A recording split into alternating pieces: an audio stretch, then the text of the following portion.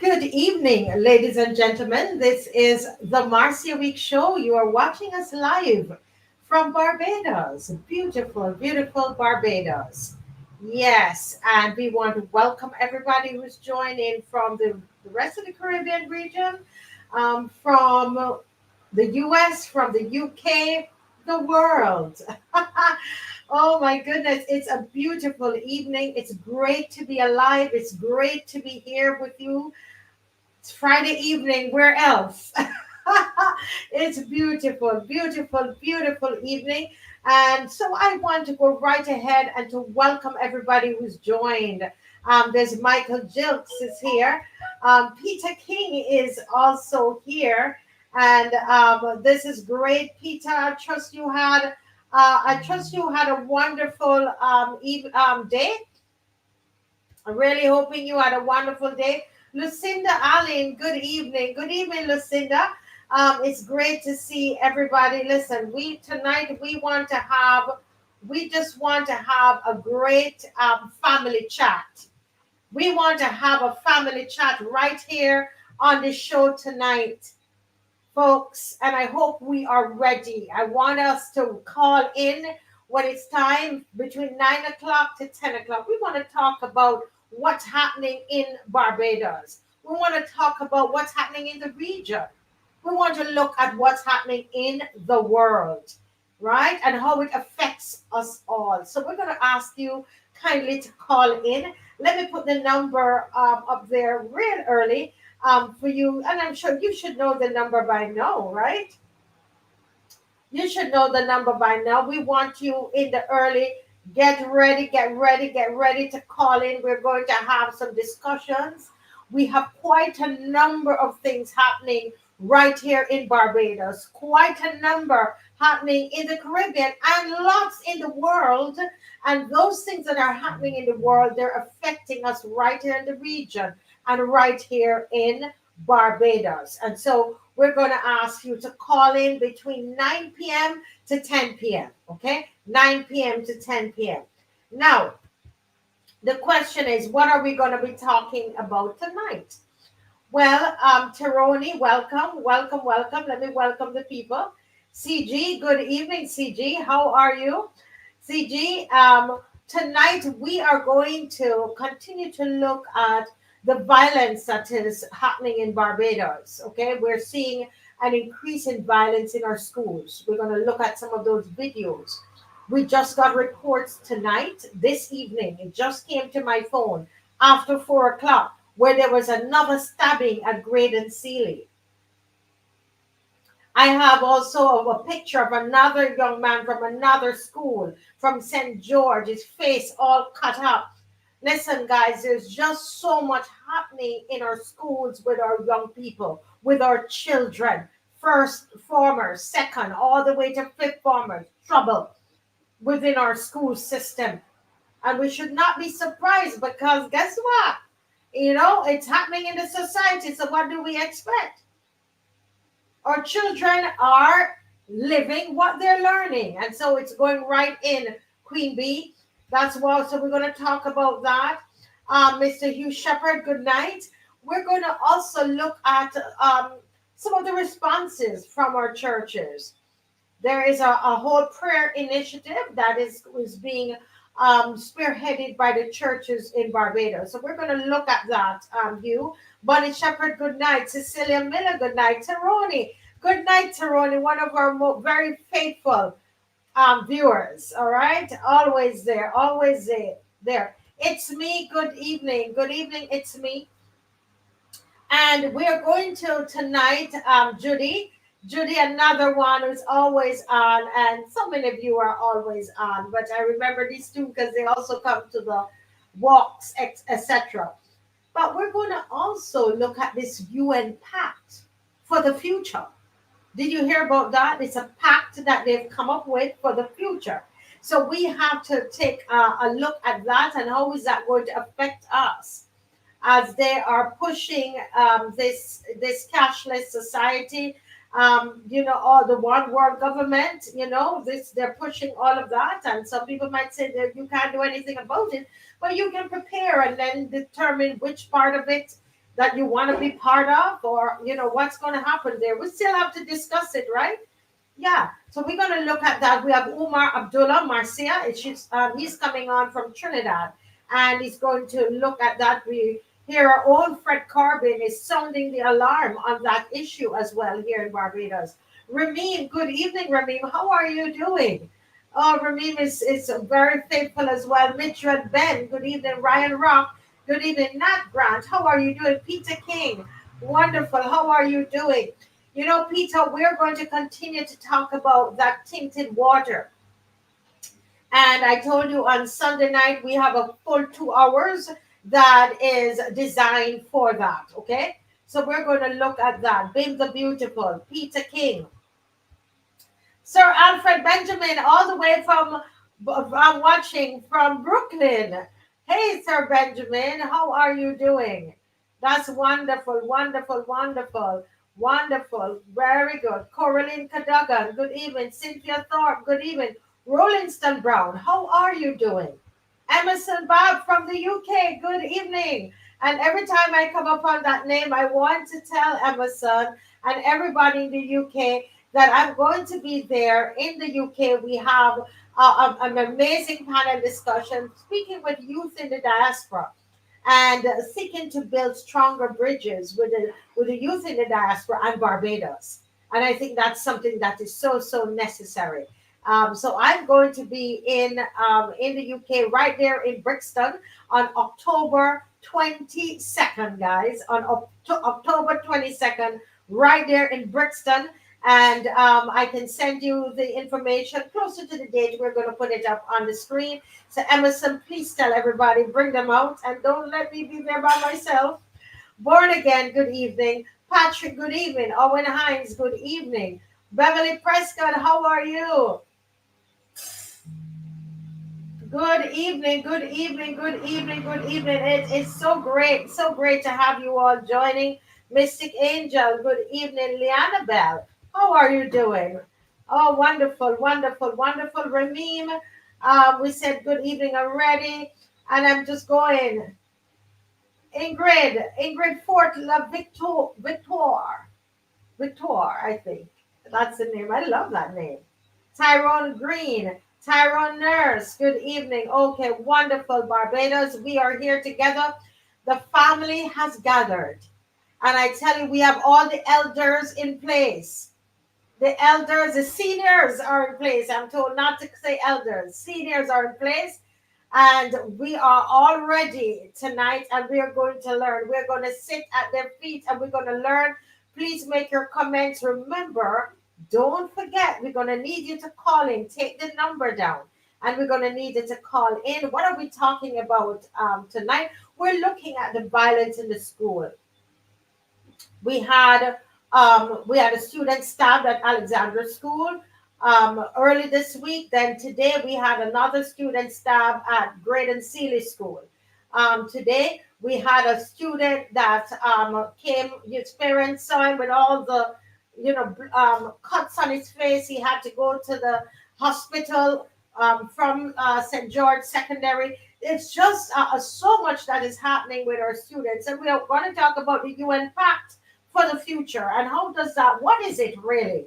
And how does it affect us here in Barbados? We're going to look at that, and we're going to look at the church's response to crime and violence right here in Barbados.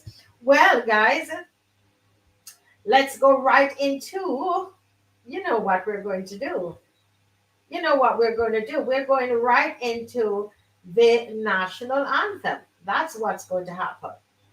So let's stand for the national anthem.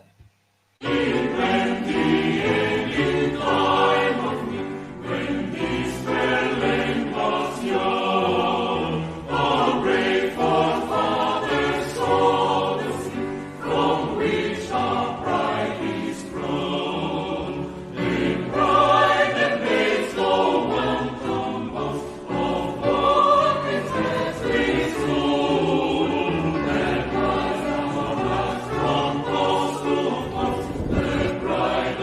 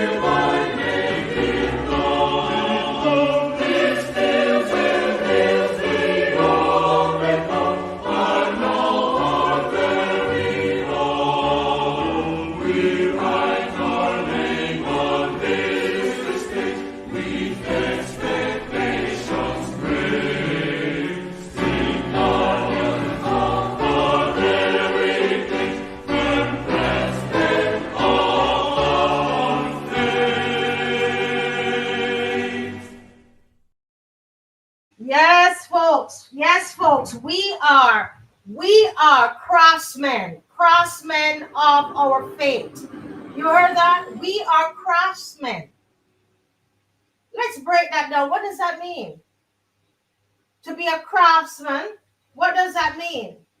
I'm gonna wait for you guys to put it in the comment section because I want us to be interactive about this tonight. Craftsmen of our faith.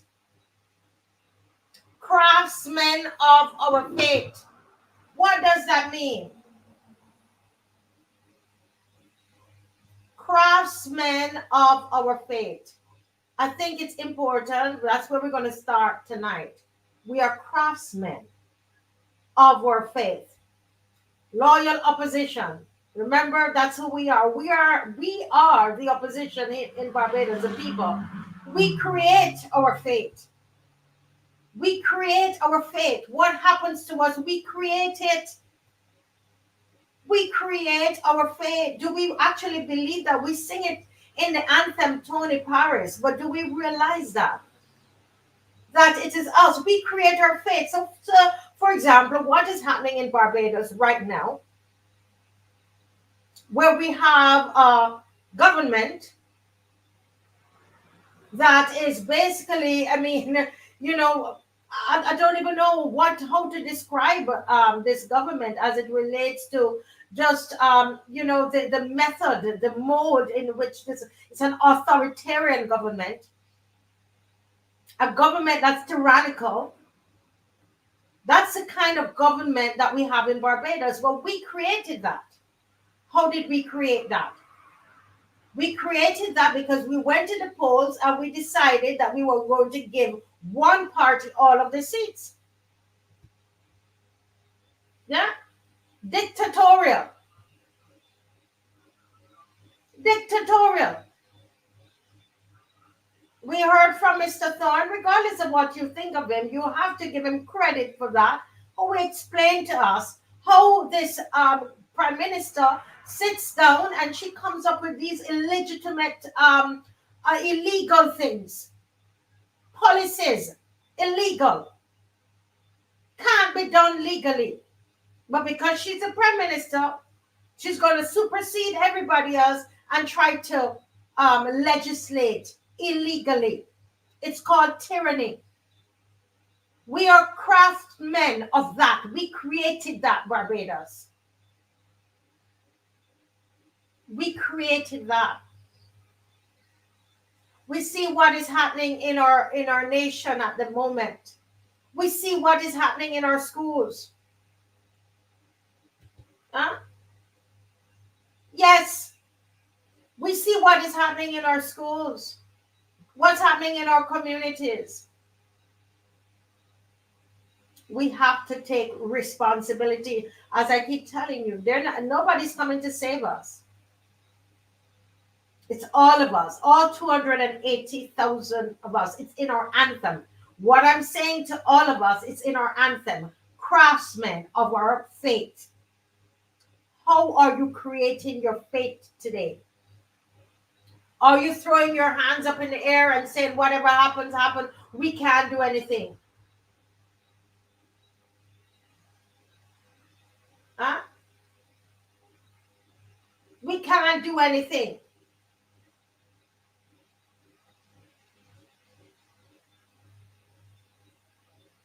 We watch and we see our leader is giving speeches at the UN.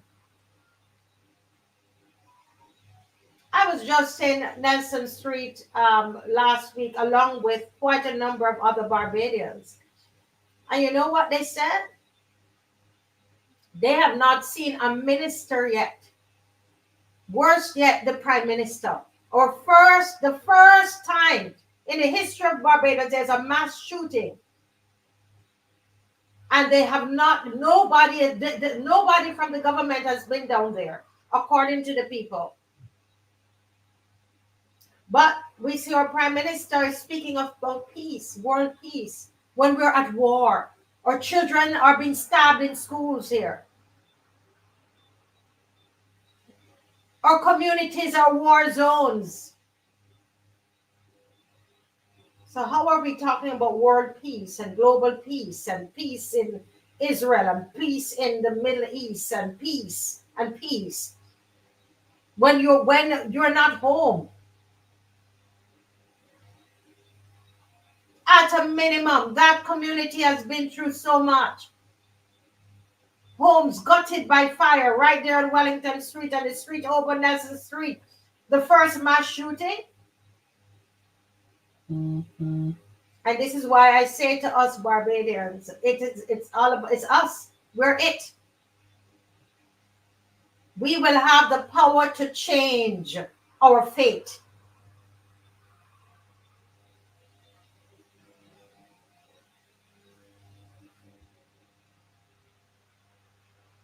Yes, Dave, please put up the disclaimer. Thank you so much, Patrick, for that. Thank you, appreciate you.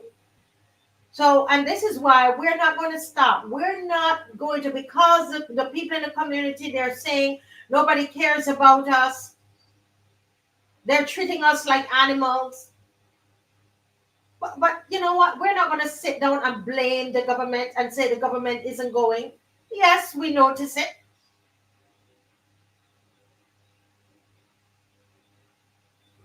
Yes. And that's why we're going again for Solemn Walk number 3. A lot of you are on here and you are typing. You come on every night. Can you take another step, please? As we create the fate, our fate here in Barbados, we are craftsmen of our fate.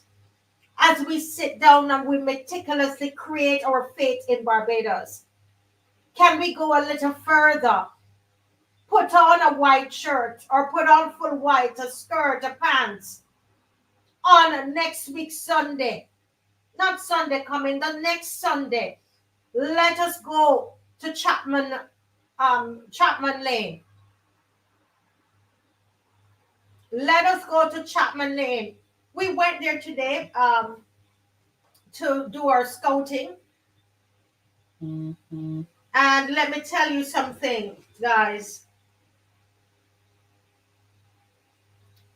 Some of the conditions that people are living under,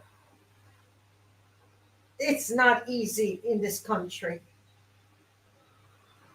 We walked where we're going to walk today. We mapped out the area. We would have passed places that people have died. We're going to go back with those placards again, CG.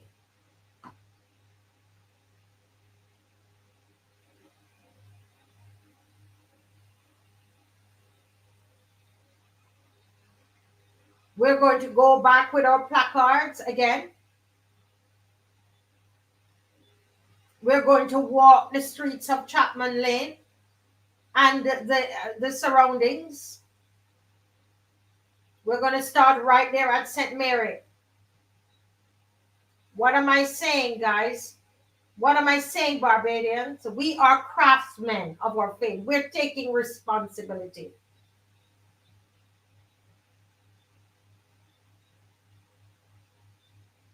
We are taking responsibility. Today, I got out of my house today and walked the streets, Chapman Lane and its surroundings.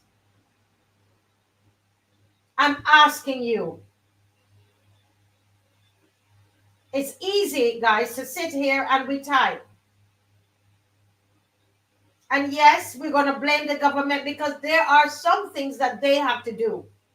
There are certain policies and laws and all of that they have to do. But then there are things that we need to do as well. I'm saying to us, let's go and shake somebody's hand. Let's go and hug someone. We're going to have a war meal. A 70-year-old woman who was not born in this country. She was born in Guyana. For those of you who love to say, go back to your country. 70 years old said to me, Marcia, I was there in Nelson Street with you all. And yes, we've got the non-perishable, but there were people there who were hungry. She said to me, she's 70 years old. And she says what? I am going to cook. I am going to cook and put in the back in the back of the truck in one of my friend's vehicles, she says, and we're going to organize it. And we're going to come and serve a hot meal with carbohydrates with protein and vegetables.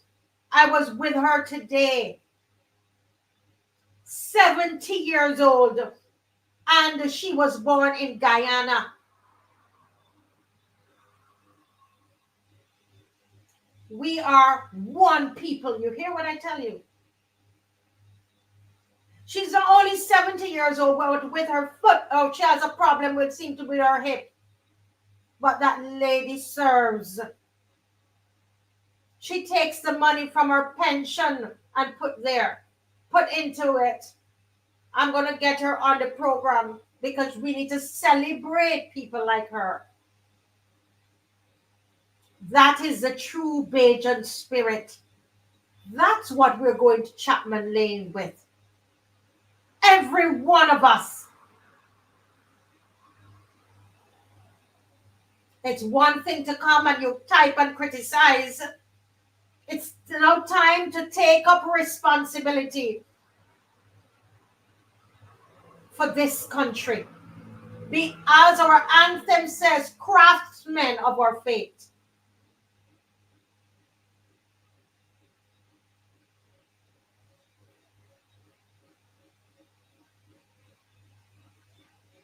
Let us go out.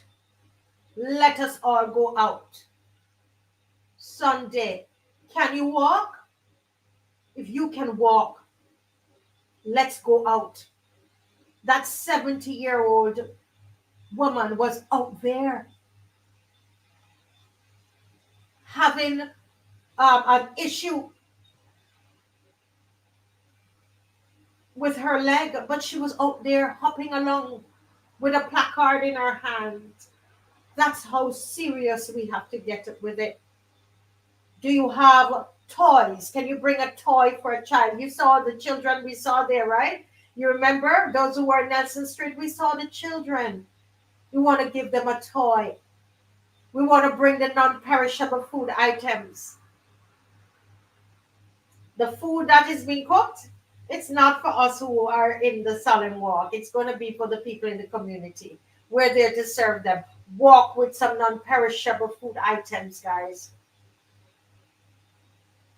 Yes, it's coming towards the end of the month. Some of you are shopping. Buy something extra, an extra tin of tuna. Buy some corn. Buy something extra. Buy some rice. Buy some flour, cornmeal.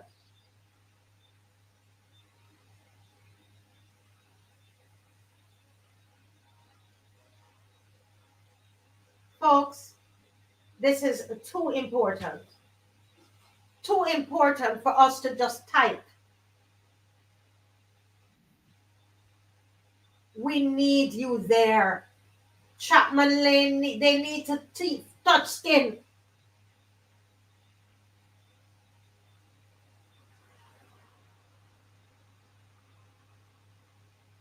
How many of you are coming to Chapman Lane?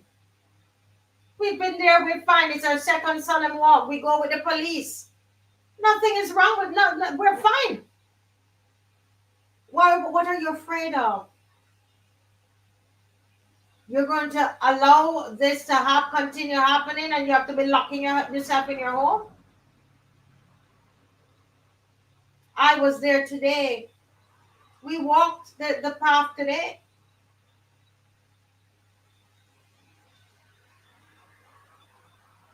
Even if the ministers aren't going, the prime minister is on the world stage talking about world peace and there is war in our communities.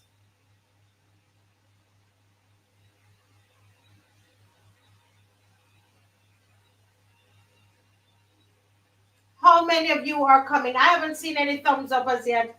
How many of you really are coming out next Sunday on October 6th, 3 p.m.?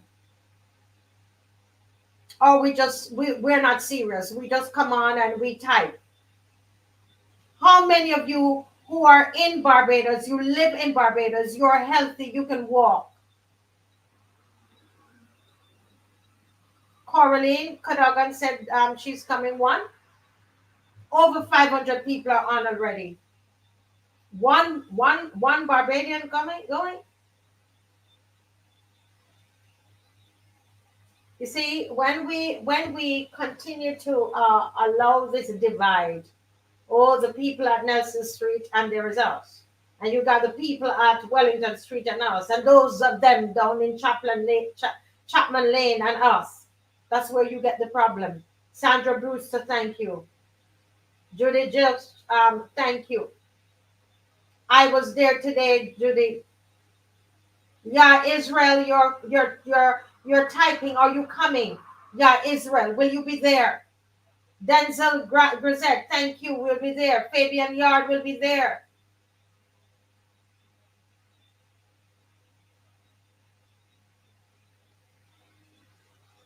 Emanon is going to be there. Nigel Newton is going to be there, and he's a senior as well. I'm being very serious with us, guys, because it's easy to sit at home in your bed or on your couch and type. Yeah, Israel, thank you. Yeah, Israel.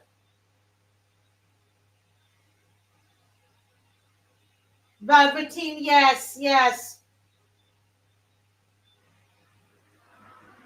And you know what? This, as I always say, this issue of violence, crime, increasing crime and violence, it's not political.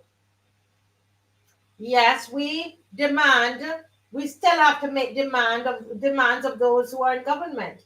But it's really not a political issue.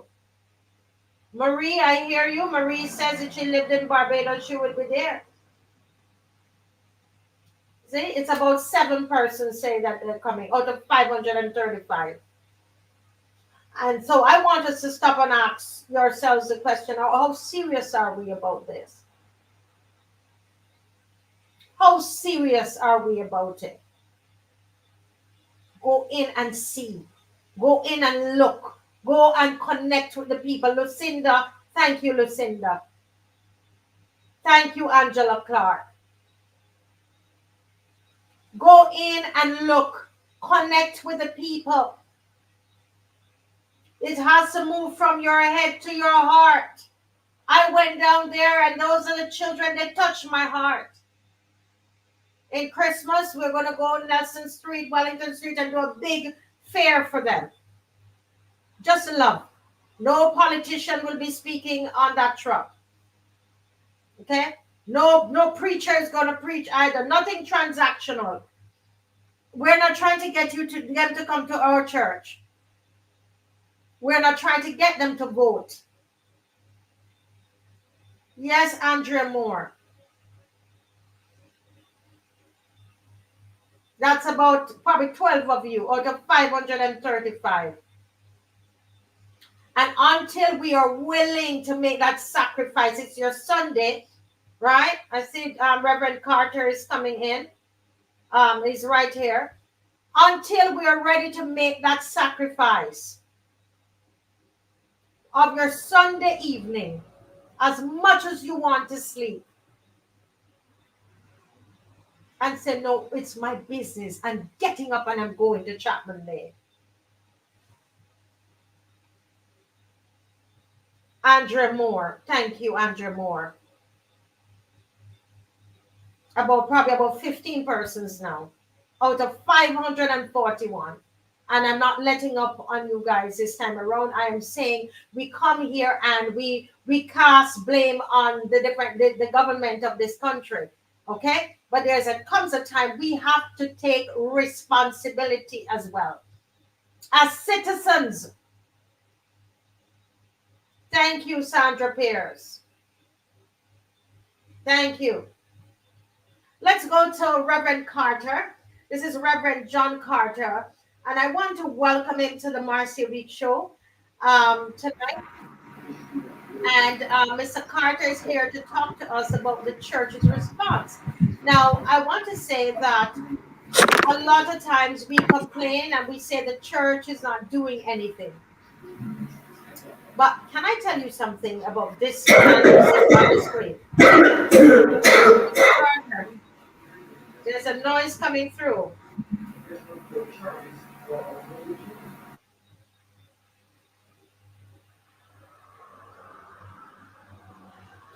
While he sorts that out, let me tell you something about Reverend Carter.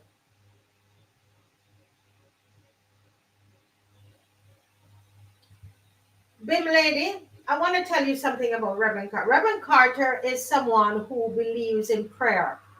Since I've been to Barbados, this gentleman here, you see, Mr. Carter, that's coming on, he has been organizing prayer for Barbados. Now, I see Bim lady says, agree with both of you. I pray Jesus opened the eyes of everyone in Barbados, and only prayer can break the chains. I want to say something to you, Bim lady, that although Reverend Carter believes very strongly in prayer, there's a noise coming through again. Probably it's something with your headphones. There's something.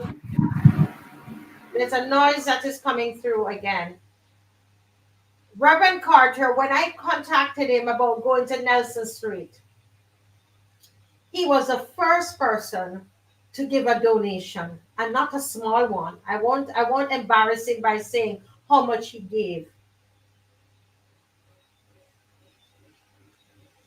He was the first one to give a donation. He didn't just give a donation, give me a donation, but he gave me information about the hot spots.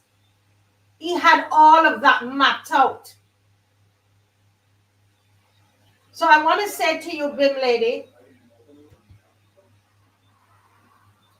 let me say to you something, Bim lady. It is more than prayer.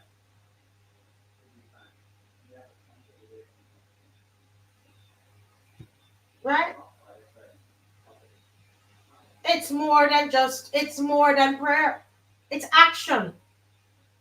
Yeah? It's action, and I would love if we would get into the action mode. Let me see if we can hear Mr. Carter. Good night, sir.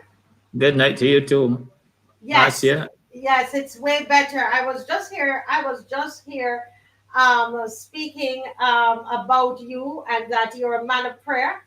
And tonight you're talking about prayer tonight as an initiative from the church. But I wanted to publicly thank you for being the first person who gave a donation towards the Nelson Street and Wellington Street walk. So I want to thank you so much for that. Well, you're very welcome. You know, as we have funds, we will continue to contribute. You know, because what you're doing is unique for Barbados, and every initiative to bring the presence of God and to bring the purpose of God and the nation requires money. You know, you cannot. There's very little. In fact, the Bible itself says that money answers all things. Yes. So there's very little that you're going to accomplish without money supporting it, you know? Yes, sir. Now, you have been a champion of prayer initiatives throughout Barbados. I remember since I've been here, you have been doing that. This is not a knee-jerk reaction for you at all, Mr. Carter.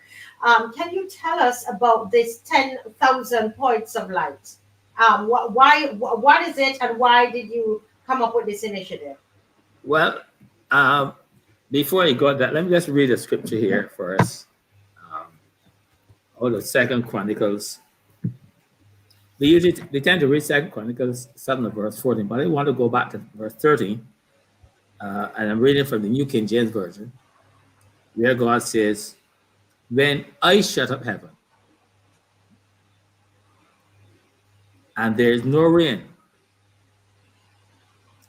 when I command the locusts to devour the crops, to devour the land, or when I send pestilence among the people." Now, we are talking about three kinds of disaster here. One is national drought. It's extreme drought in the natural sense, and also at the spiritual level. Then there's no food. Because the locusts are eating up everything, there will be no food.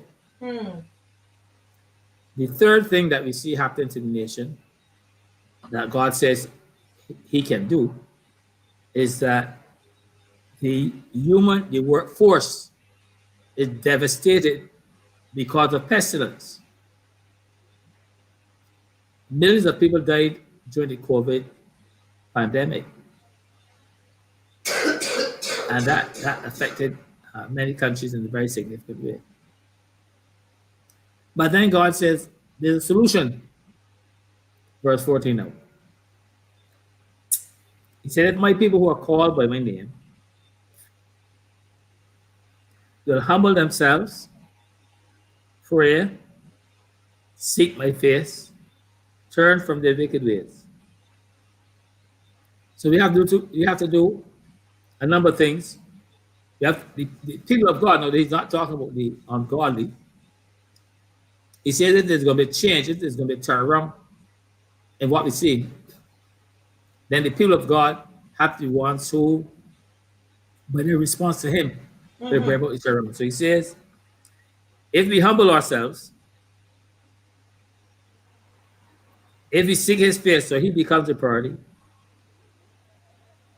If we pray, if we humble ourselves, if we pray, if we seek his face and we turn away from our wicked ways. Now, a lot of people who don't repent very often, right? They think they have it.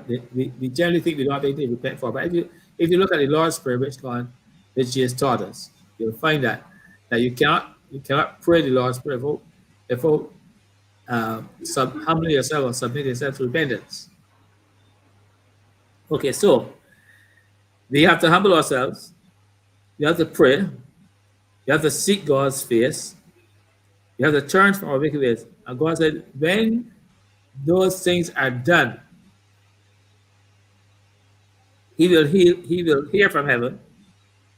He will forgive the sin of his people and of the land, and he will heal it. So prayer is very essential to bring about change in our nation. Yes. The initiatives that you're doing in publicly standing against violence and social evils in our nation is very important.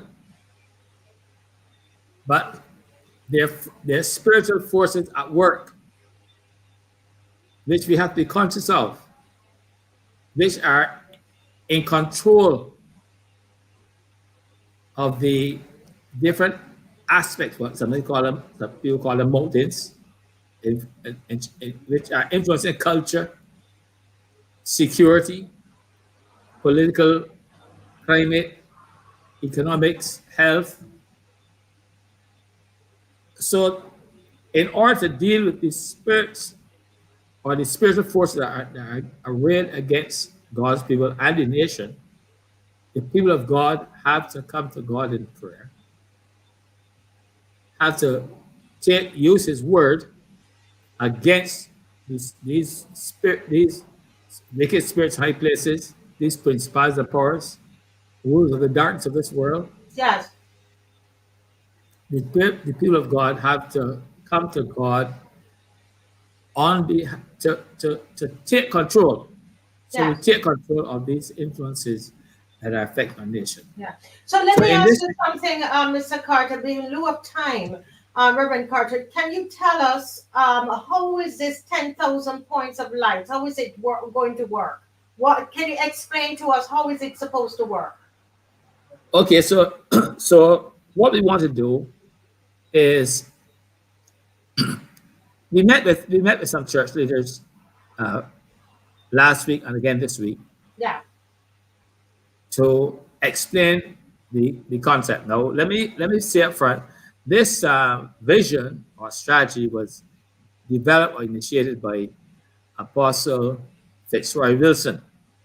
Mm-hmm. Some of you might know him, Fitzroy Wilson. So this was his vision, which he shared with us, and we saw that this could work. So what we want to do is that we want to get. Initially, ultimately we want to get 10,000 what we call points of light. But initially, we want to start up, we want to get 100 people on board. We want 100 persons to volunteer Mm-hmm. themselves as prayer leaders. Prayer leaders. So we want Okay, so 1,000 you people. need 100 persons as prayer 1,000. leaders. 1,000. We want 1,000 1,000. persons, Yes. 1,000 persons as prayer We want leaders. 1,000 persons to initially volunteer themselves as prayer leaders. Now, the prayer, the points of light can be anywhere. Initially, we are saying in the homes of people. I'm going to talk about that in some detail. But it can be homes, it can be community centers, it can be workplaces, it could be churches, it could be on the street, it could be a gathering of people on a street corner. So but we're saying in homes because there are a lot of senior citizens and more comfortable for them. So what would happen is that in addition to having 1,000 people volunteer themselves to be leaders of the prayer time or the prayer gathering, they're also asking for 1,000 people to volunteer their homes to host the prayer gathering. Mm-hmm. And we're saying that we're trying to limit the number of people in the prayer gathering in a home to 5 persons, because we know that not everybody's home has large accommodations, and we don't want to put any pressure on it. We don't want to eliminate anybody. We don't want to put any pressure on anybody's home situation. Mm-hmm. So we're saying we're if I go up to one of my neighbors, for instance, on my street, and I say, listen, we want to have a prayer meeting because we know much of it's happening in the nation that we need to be praying. Are you willing to host a prayer meeting for about 5 people? Now, the host of the prayer meeting does not have to be a Christian. Let me say that. We're not saying that the person in whose home we're going to have the meeting has to be a Christian. That's not the case. So as the person is willing to have 4 or 5 people come into the home for prayer, that's fine with us. The leader of the prayer time would be a Christian, of course. So we want 1,000 persons to volunteer themselves to lead as prayer leaders, and then we want 1,000 persons to volunteer their homes for us to come in and have the meeting. Okay. Now, of course, if your home has 5, 6, something like 10 people already, but that's it. You're not going to bring anybody into your home. If the members of your household are willing to be part of the prayer event, then that's it. Yeah. So let me ask you a question, because we only have about 3 minutes left in this segment. Is it a particular day that it's going to be done on? No, between the prayer leader and the host, they will determine what day, what time they're going to have the meeting. Okay. So, for instance, I am a retired person. I am home a significant amount of time, so I can have a prayer meeting at my home anytime during the morning or the afternoon or night. Okay. And so there's no time period. They just need you to host a prayer gathering in your home, or under a tree, wherever, with 5 persons. Yes, and the prayer meeting, we're saying we're limiting it to 45 minutes, because if you have a prayer meeting at night, for instance, and you have people. Well, another thing we're saying is that we don't want the meeting to be held in such a way that people have to travel distances to get to it. No, that's not the case. We need a community-based meeting. So you could have 4 meetings going on the same street because of the density of it. But we want, particularly where the meetings are, if the meetings are held at night, we want the meeting to be held so that people can walk to their home in safety, or from their home in safety. Ultimately, we want to get to 10,000 homes and 10,000 leaders. Now, when that happens, that we have 10,000 leaders and 10,000 homes and 10,000 prayer meetings every week for 3 months. Minister Marcia, you understand that if we have 10,000 prayer meetings of an average of 5 persons per prayer meeting, we talk 50,000 people praying every week. Can you imagine the transformation that is going to happen in Barbados? Yes, yes. Well, I mean, this is very very. I think it's a great initiative, and of course, anything to help this nation, we want to support it. Somebody's saying, well, there are other people of other faiths. Well, I'm sure that the Muslim faith probably will have something as well. Those who are Baha'i or whatever, this is the church, the Christian church. This is their response, okay, and it doesn't stop others from other faiths, as people are saying, but Barbados is multi-faith. Well, each faith can do what it is that they feel compelled to do, or feel led to do, or feel motivated to do. Here, Reverend Carter is speaking about the Christian church. Reverend Carter, is there a number that people can call you if they want to sign up as a prayer leader? What do they do? Yes. My number is 234-8703. Okay, so 234-8703. Yes, or 428-8464. It should try the 234 number first. Okay, try the 234. So if you're listening and you want to be part of this great initiative with 10,000 points of light, which is so important, then please call this number 234-8703 to be part of it. I want to publicly ask you to, sir, invite some of those leaders to come with us to Chapman Lane. Some of the leaders, some of the pastors, to see the community, meet the people. So we want to invite you. In addition to that, this Saturday, Reverend Carter, before we go in, those persons who can go down Saturday morning at 7, that's October 5th at 7 o'clock, and to walk the same route that we're going to walk and pray the same route. Okay? Absolutely. That's good. And those who can come out on the 6th as well, because it is a declaration. It is all of us together. All right. So thank you so much, sir. God bless you, and keep us informed. I will invite you to come back to tell us how it's going. All right. Thank you for having me. Yes, sir. God bless you. And Bless you too. I will be joining up. I'm joining up. Okay. Wonderful. Yes. God bless you. Bye-bye. Bye. Bye-bye.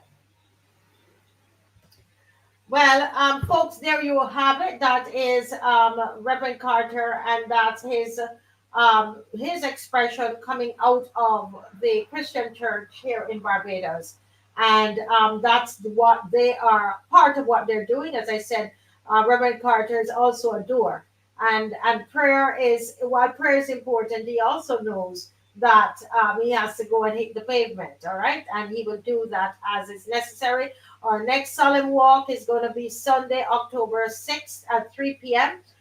For an end to gun violence. We're starting from St. Mary's Church, and then we're going to go to Chapman Lane, okay, and the environs there. I even realized there was an Emerton, I think it's like an Emerton Avenue or street that we walked on today. We went on 3rd Avenue, thereabout, okay, so we're asking everybody to come out, let it go a little bit more than just complaining on Facebook and complaining on Instagram and typing your complaints and being home and quarreling and sending around WhatsApp.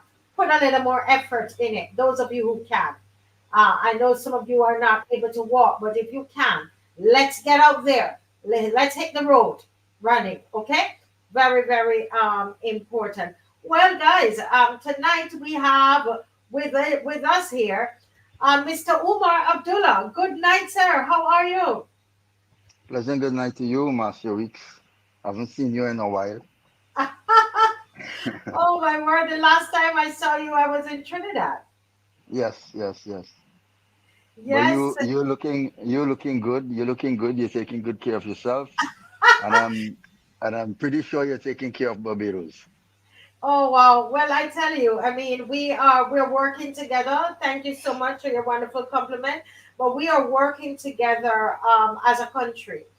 And that's what we do when we come on here each night. We find solutions, we work together, we discuss the problems, and we work together. And that's what's happening here in Barbados in true Bajan spirit, as we Yes, would that's say. important.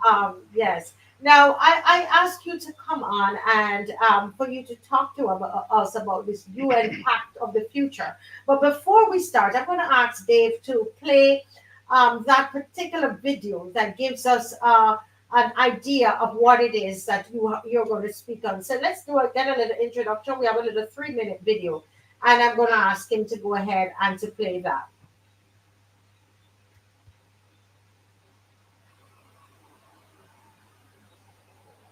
Hi, everyone. This is Dr. Sherry Tenpenny, and I want to do a quick update about a document that got passed by the United Nations this weekend called the Pact of the Future document. It's 2 parts, one on science and technology and one about the youth and future generations. It is quite egregious, and it was done by a procedure called the silence procedure, which makes it a pact. And if no one objected, it is automatically adopted and put into the record as being completely adopted. This is the World Health Organization's runaround, or end around. Since they were not able to get the World Health Organization treaty passed, they decided to take it to the General Assembly. And it is even more egregious than what the World Health Organization was wanting to get passed. Let me just read you something really quickly about what is inside of this pact that is now being accepted by 193 nations around the world and equally open-armed accepted by our current administration. Everyone, it says that this is the power structure, fully digital and maximized for the control of the masses. Everyone will be expected to have a biometric digital ID that marks them not just as citizens of an individual country, but as a global citizen. So anytime you hear global citizen or anytime you hear sustainability, think that this is an egregious thing that's happening at the level of the World Health Organization and the United Nations. Anyone that has a dissonant opinion will be labeled as misinformation, disinformation, or malinformation and memory hold. Perpetrators for unimproved information will be fact-checked and punished by the system, which will be operated and enforced by artificial intelligence. Punishments will include being locked out of one's bank account, being unable to make certain purchases, unable to get on an airplane, on a subway, drive on public roads. This is the future, according to the world's self-appointed overlords at the United Nations. These are unelected bureaucrats that are making decisions about our country, our sovereignty around the world.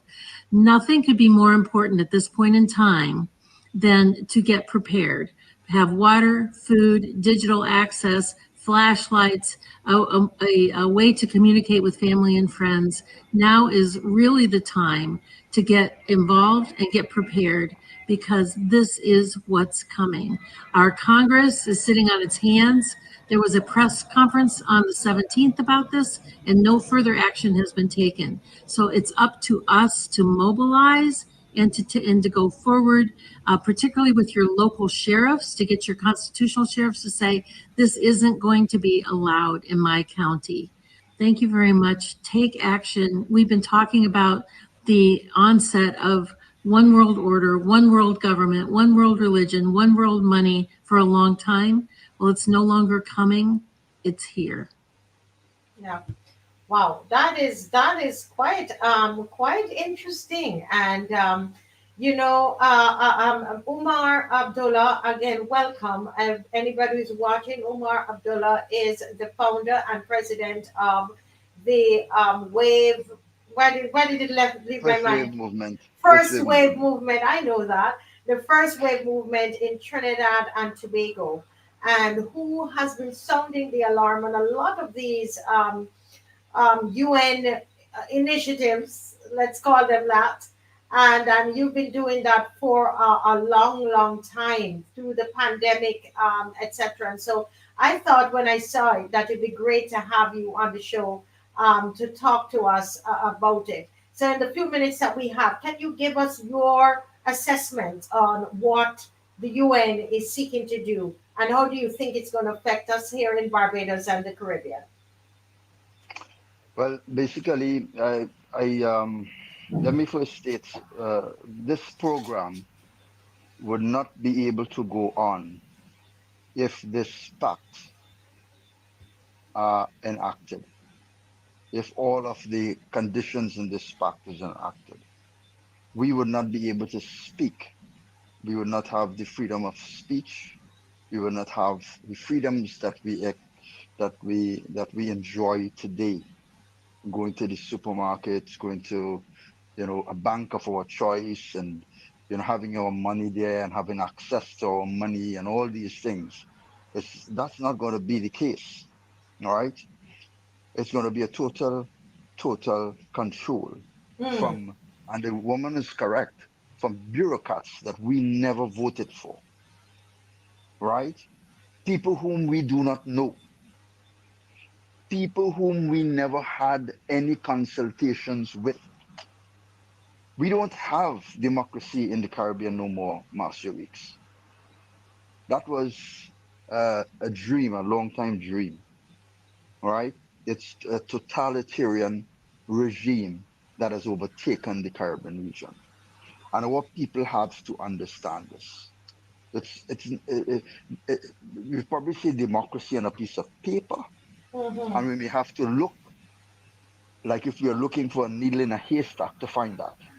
Mm-hmm. Mm-hmm. Because every document that's in our Prime Minister's office and our ministry's office, and those who have been tasked with the responsibility to represent our people, represent them well, they're not talking democracy. Yeah. All right, they're not talking that language. Yeah. So, So what so I'm saying is, oh, go ahead, and then I have a right, question. Please go ahead, sir. right. So let me just quickly state here this. Um, there's a lot of hidden dangers in the United Nations Pact for the Future. It's a threat, and let me state it clearly. It's a threat to sovereignty. It's a threat to our freedom, and it's a threat to our human rights. All right. This was recently adopted by 193 nations, and it was a secret process in which this was done. It was not voted by the United Nations. There was never a vote to say that so much would have voted, so much would have abstained, and so much would have not voted.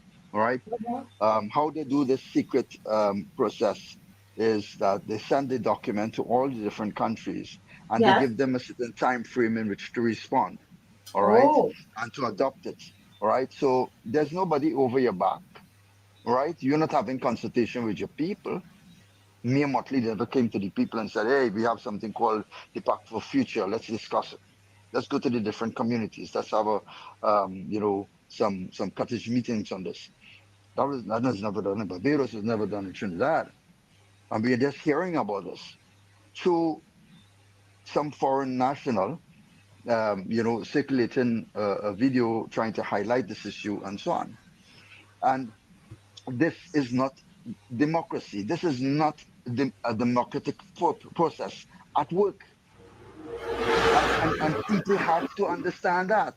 Why it is are we living in our Caribbean countries, Trinidad and Tobago and Barbados, St. Lucia, St. Vincent, all these places, and we are seeing before our very eyes government's action is not resembling that of democracy, But let and me we are ask you still something, silent. Mr. Abdullah, because I'm sitting here and I'm thinking, if we elected these prime ministers, or these in power, these people in power, and we are just sitting on down and hearing that, well, there's this UN-PACT and our country is signed onto it. Why do you think that elected officials who are leaders of sovereign nations, what do they stand to gain from giving up their sovereignty and signing on to something like this?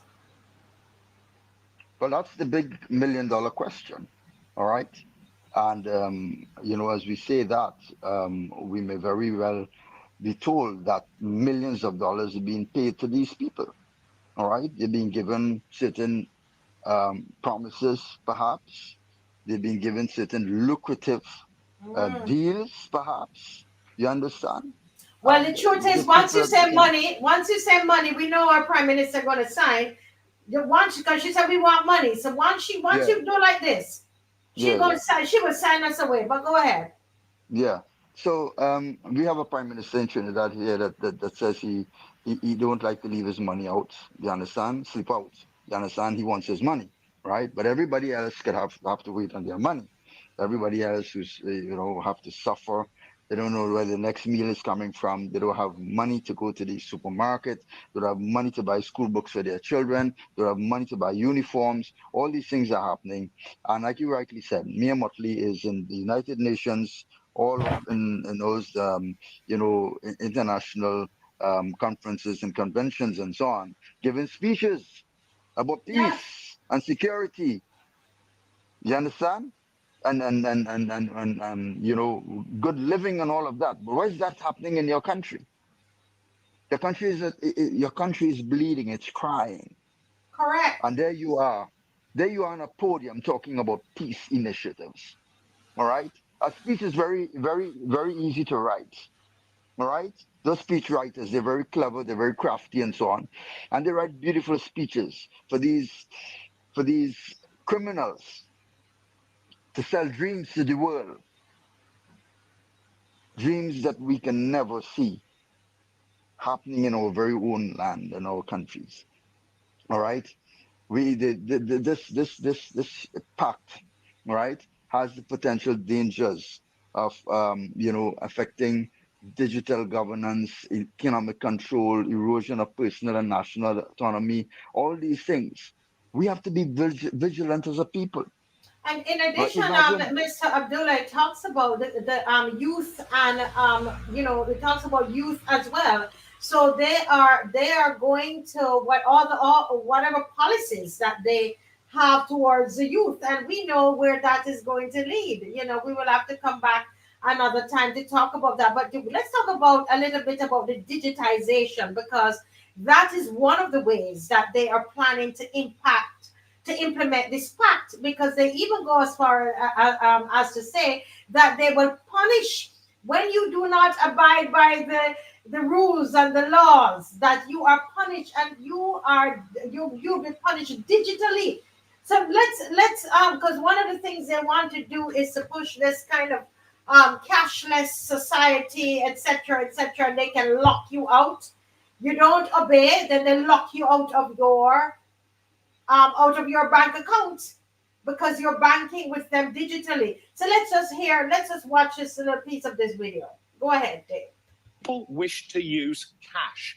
And I tell you why it is so important that people use cash. For example, I have in front of me, you're absolutely right, a good old £50 note. I owe you £50. Yeah. I pay you. You go to the hairdresser, you pay your £50. The hairdresser goes to the cafe, pays the coffee shop owner £50. The cafe owner goes to the restaurant, £50. The restaurant pays for the linen cleaning, £50. The value of the £50 remains £50.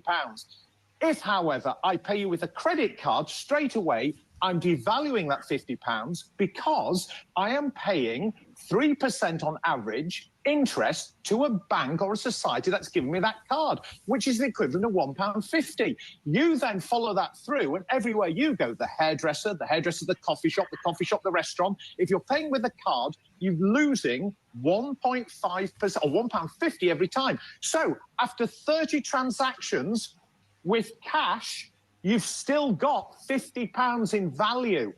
If you've used your credit card, the value is now £5 because you've paid the bank £45 in fees. And that's why the banks want to encourage you to go cashless. Don't allow it to happen. But and this is part of what they are also pushing, the digitization. yeah. And Barbadians might say, Omar, what does that have to do with us? And we just want to play one more clip and then have you comment. Dave, can you play that clip from the Central Bank of Barbados that came out 2 weeks ago? 2 weeks ago. Can you play that, Dave? Thank you, if you can.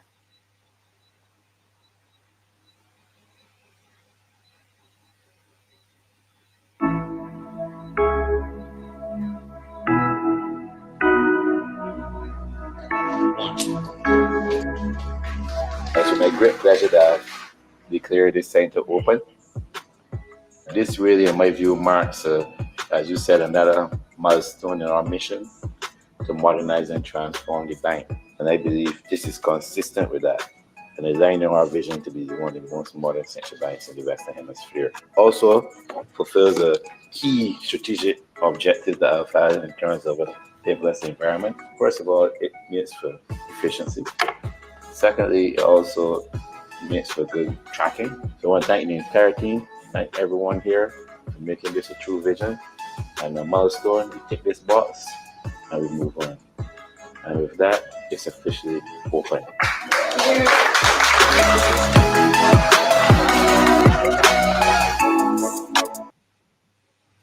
Wow. So there we have it in Barbados, and we are proud to say that our central bank, you know, they want everything digitized and digital and so on. What do you say to Barbadians looking at this and reading on the about the United Nations Pact, right? And wanting, you know, us everybody to, you know, I to be digitized. What do you say to Barbadians? first off, I must say I'm very, very sorry for that guy. Was that his entire speech? I feel sorry for him. He can't even explain his position. He can't even explain or put forward an idea. You understand, to begin with. It's obvious that he's being coached. It's obvious that somebody wrote something down for him to say and say, you have to say this and this is how you have to say it, etc., etc. These people do not understand what they're doing. And I'm looking at the persons in the audience and they're clapping and cheering and laughing and all of that. A day is going to come when all those claps and those cheers will turn into tears. All right. And I'm warning the people in the Caribbean region, if we allow this this idea of the cashless society to come and play in our countries, in our nations, in our Caribbean islands, I don't know. You know, we have a saying in Trinidad and Tobago, I don't know for Barbados, we have a saying in Trinidad and Tobago, crap will smoke your pipe. Crapo is going to smoke your pipe. That's exactly what's going to happen to us. I am begging all citizens of the region, throughout the Caribbean region, whenever you have an opportunity to tender for the payment for anything, use cash. Use cash. Let us destroy it before they begin. If nobody uses a credit card, if nobody uses these bank cards and nobody uses these services, online this and online that and so on and so forth, then they're going to have to shut it down. They're going to be shut down before they even start. We have to teach these people a lesson. We have to make them understand that we, as human beings, have an intellect and we understand what they're doing. Mm-hmm. We know what's coming. And we have to avoid it at all costs. We have to get our communities together, knit our communities close together. Let us Yes. start bartering our goods and services. Let us start going back to that old, way that we had, in the past, where they go to the doctor, you carry a dozen common fowl eggs for the doctor or a couple of chickens for the doctor, that kind of thing. Why can't we start back doing those things? We have to start back getting our communities to understand that erosion that is coming, how it's going to affect us.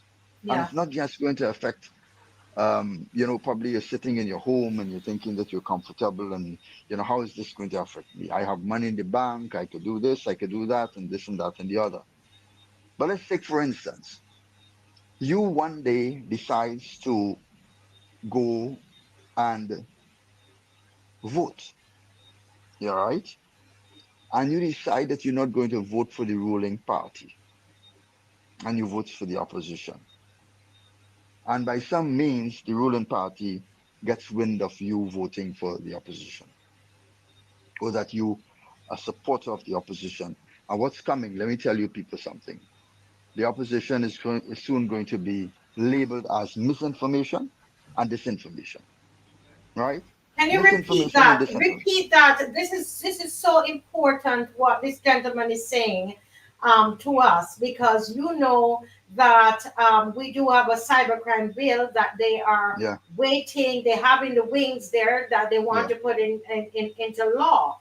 And listen to what Mr. Abdullah from Trinidad is saying to us as it relates to this UN pact. And as he says it, as he repeats it, remember what you heard in So the let me go first video. What does right. it say? So let me be Misinformation absolutely clear. will be punished. Yeah. So go ahead, Artificial Mr. Abdullah. artificial intelligence will be employed to enforce these regulations, right? Censorship, punishment, all these things. It's going to be an automatic, an automatic system. If you say certain things, there's certain keywords right now in the United States of America. There's an underground, network of, where, when you make phone calls and you have communications and so on, there's certain keywords that if you use, those keywords allow the government to come and create a file on you and start monitoring you and et cetera, et cetera. All right. And this has been in existence for so long. All right. You could well imagine with the AI technology that we have now, how advanced this could possibly be. And we're talking about an algorithm that's going to be placed into the system that's going to monitor not just what we say, but how we say it. There's an old saying that says, it's not what you say, it's how you say it. Mm-hmm. You understand? So I could say, um, you know, I hate Mia Motley, right? In so many different ways, right? But the point is, it is not just what you say. You could use a statement and not use the word hate in it, but how you say it, it's going to pick you out and it's going to say, nah, this is somebody we need to, you know, to watch, right? That, Yeah. that tone, right? We need to watch that tone. So you go to the grocery the next day to buy flour, to buy bread, and you realize that the cash that you had in the bank is no longer accessible. All right. There's a red flag in it, or there's something, there's a block. All right. Because you're being investigated. This is what we are asking for. This is what we are buying into. And we have to, the only way, and I've said it to some of my colleagues in Trinidad. I have said it to them. The highest court of the in Trinidad and Tobago and the Caribbean, it's the supreme, the how you call it, the court in England. Um, that name just slipped me. Help me. Um, the Privy Council. Yeah. All right. The highest court is the Privy Council. I am saying that is incorrect, and I want you people to hear me here out tonight. That is incorrect. It's an incorrect statement. It's something that we have been made to believe that the highest court in the land is that the court in England, right? The highest court in the land is the people, Marcia. It is the people. The highest court in the land, and I want to repeat it, it is the people. There's no law that can be put in place without the support of the people. Then none. And if the Privy Council rules on a matter, if they rule on a matter and the persons or the people in that country massively protest against that ruling, what do you think the government of the country would have to do? They will have to throw away that ruling, Yeah. and they will have to abide by what the people say. Only believe what I'm saying.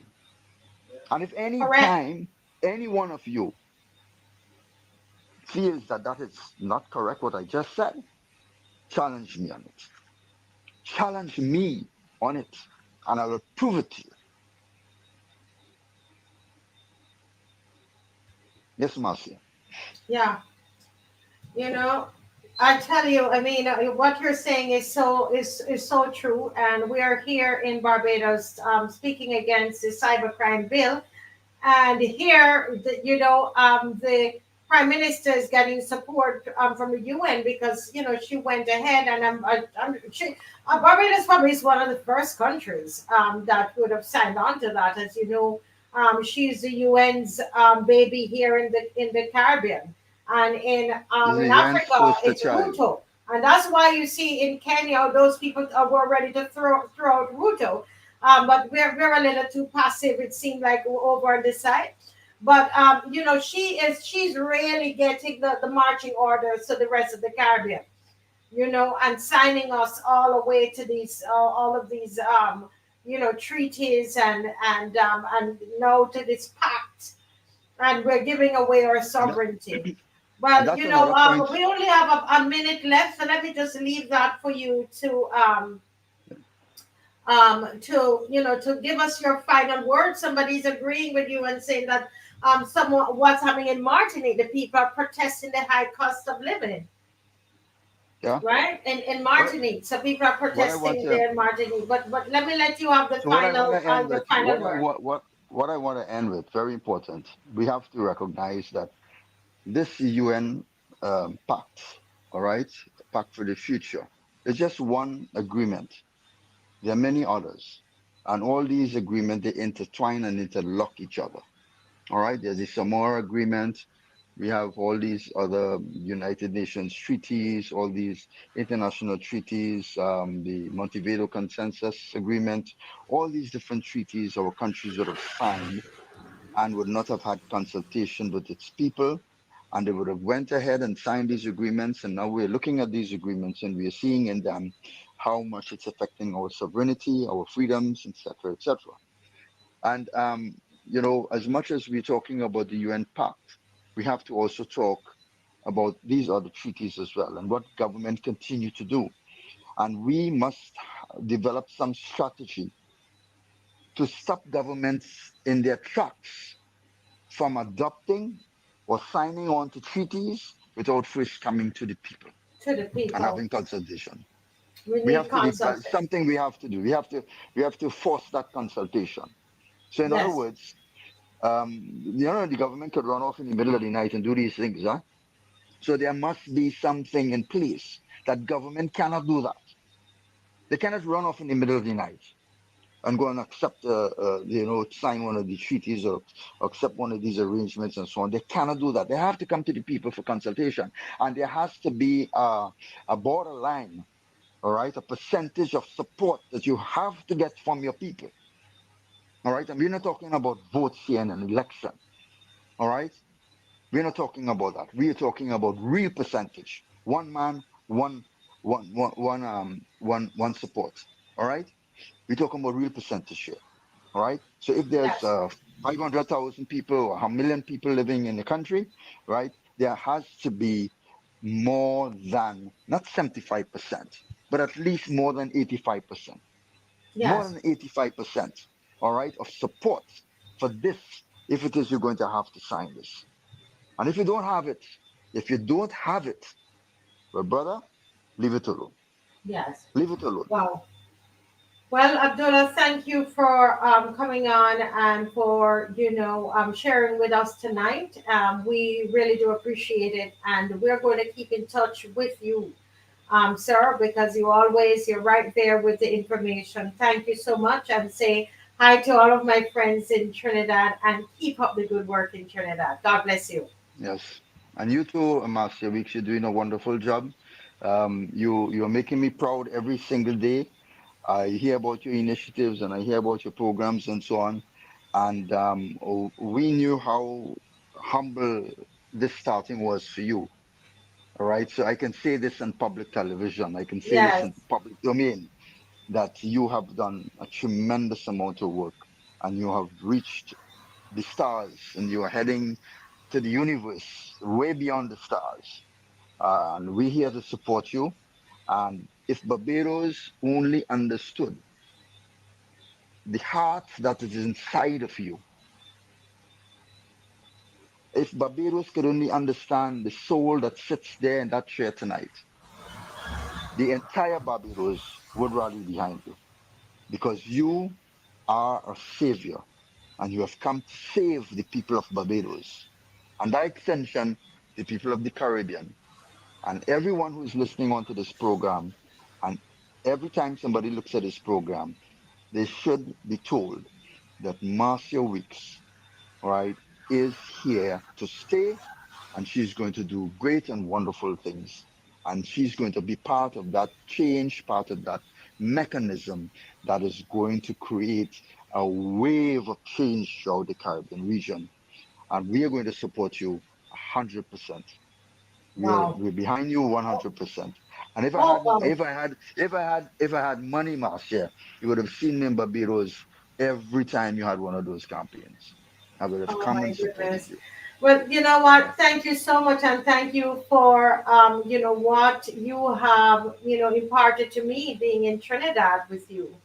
And seeing you going out by yourself. I went on a march with you in Trinidad, and how that inspired me, and that giving me a respect for people of all religions. I was traveling in a yeah. car with a group of Muslims, and how Hmm. you inspired me, and that's why one of the reasons, I've always rocked with the Rastafaris over here too, but in Trinidad, I was moving with the Muslims, and I thank you for your support and your very kind words, and for realizing what it is that it's a calling. It really is a calling, Yeah. and I know It you know is. It that. is. You know Yes. that because of what Yeah. we experience in Trinidad. Thank you so Yes. much, Yes. Mr. Yes. Abdullah, for coming on. I appreciate it. Yeah. You Okay. almost Take made care, me want to Marcia. cry, but thank you. Yeah. Thank you. That All was right. heartfelt. Thank you so much. Well, folks, really, we're going to have to keep researching on this pact for the future and do our very, very best to bring the information to you, and so that you can understand what it is that we're going into, your eyes wide open, and be able to say what it is that we need to do. And we need to put, start to write to all of the other parties that are seeking to come into government. We need to get their positioning on this, all of these pacts and all of these agreements that we've had signed on to with the UN, and how it's going to affect us as sovereign countries or sovereignty, and that all of that is very, very important. And we need to look to see there are only 193 countries that have signed on. We need to check to see what are the other countries that have not signed on, and make alliances with them. I think we need to look at that. How many African countries have signed on and how many have not. I think those are things that we need to look at. Yeah, very, very important. Yes. Um, I want to see what David's showing me there. I can't see it.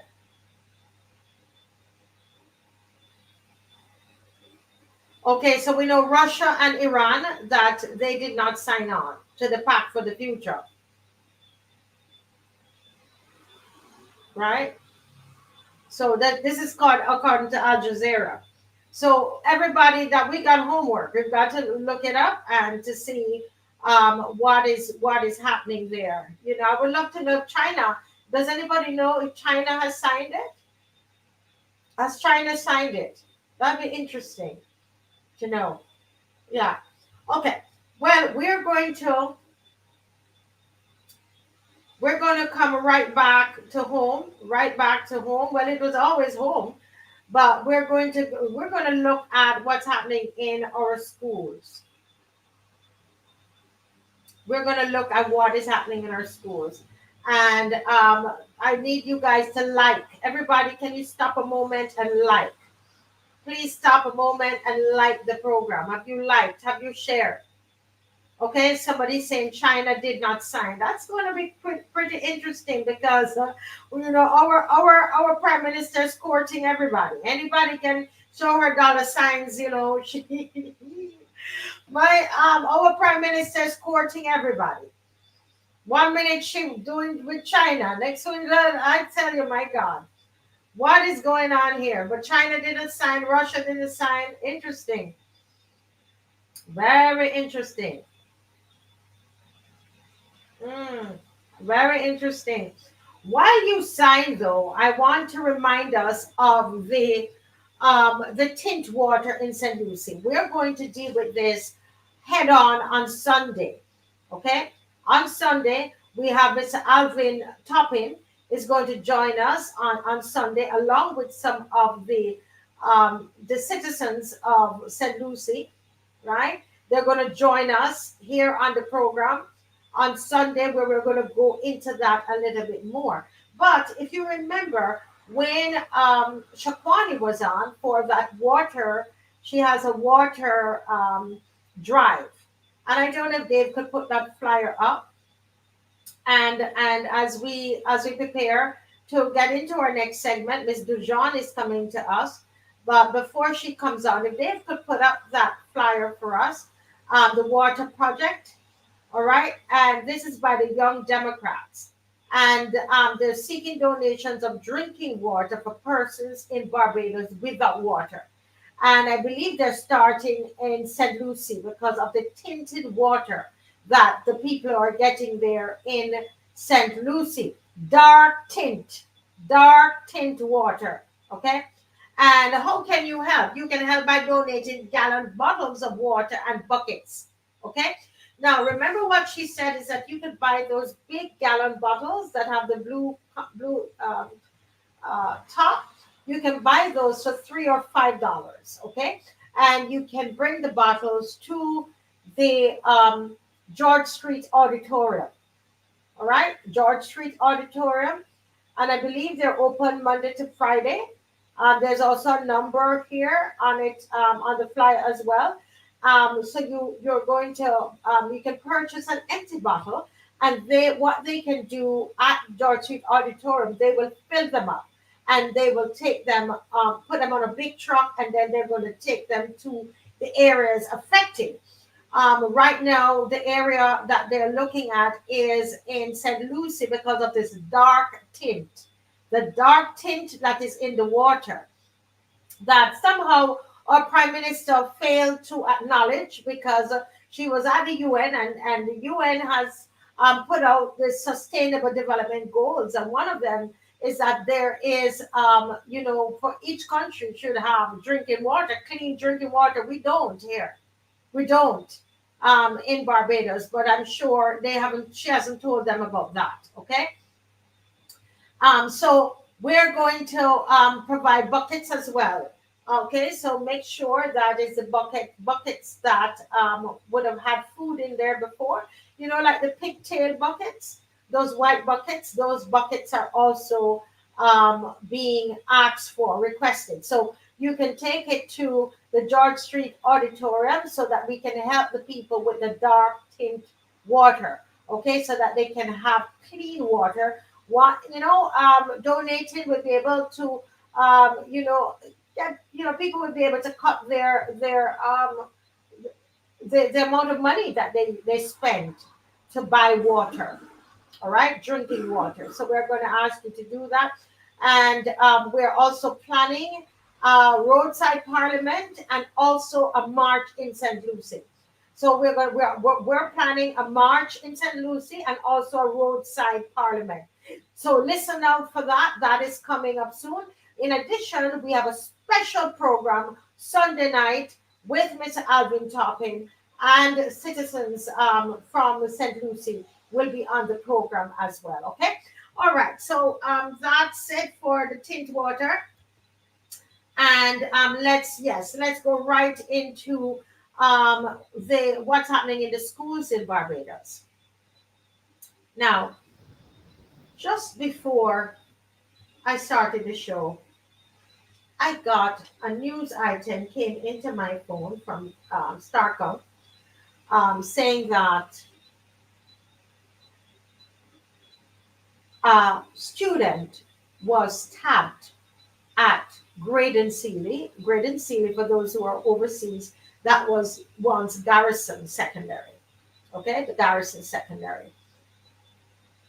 that we now have a student that was stabbed at that school.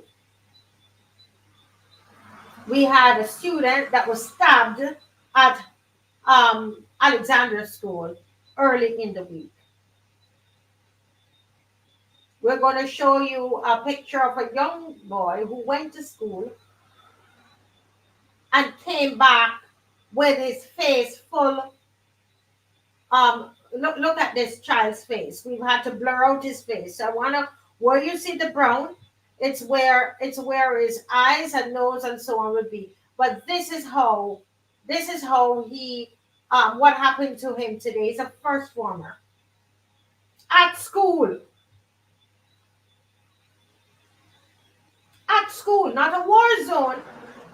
But you dress up your child in their school uniform, right? They've let it go big, so we don't necessarily have to see the uniform. You do what you were doing. Thank you. You could expand it, yes. So we covered the face. Okay, so the brown piece you're seeing there, we went through the pains of covering this child's face. But can you imagine those parents who got the call today? I want you to think about that.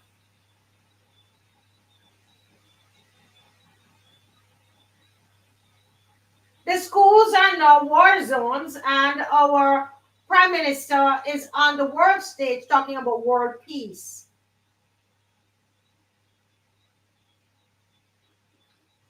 I want this to sink in. I wanted this to sink in. This is a young first former, went to school 2 weeks. Parents would have either taken a loan or save up money to buy a school uniform. Send him to school, and this is how what happened. He ended up in the hospital.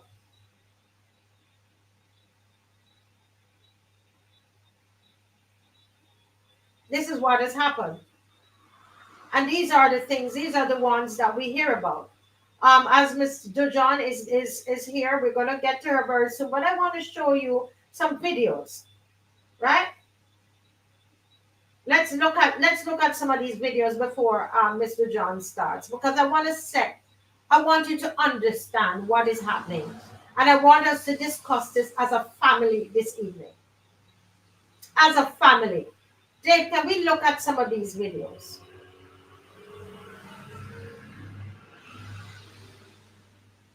Fight! I got jealous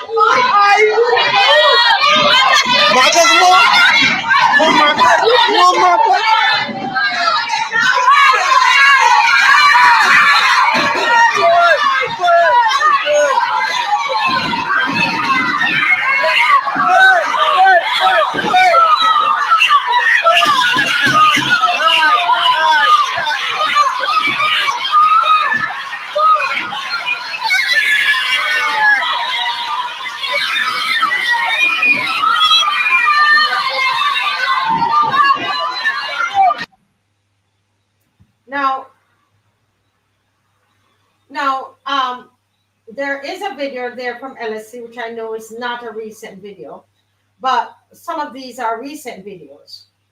The point that we're trying to make, the point is this, is that the schools, inside the schools, what we know is recent is that a child was stabbed at Alexandra School. At a school, remember, that is at the same Alexandra School that somebody was killed. A student was killed there. If you remember the young boy, you remember? A first former, if I remember well, because some of his friends used to come to Praise Academy. Yes, some of those are old videos. So we are looking at the situation in the school. What is new? What is new is that this that you see here has escalated. Esther, this has escalated, and we now have people, 2 stabbings in 1 week. Yes, I do know that some of these videos are old videos.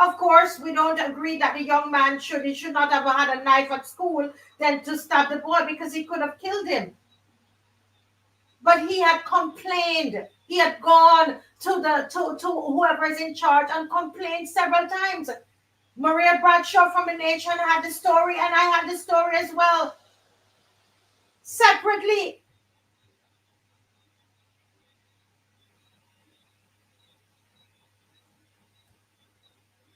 This is what is happening in our schools. We have to face it. You can't pretend that it don't exist.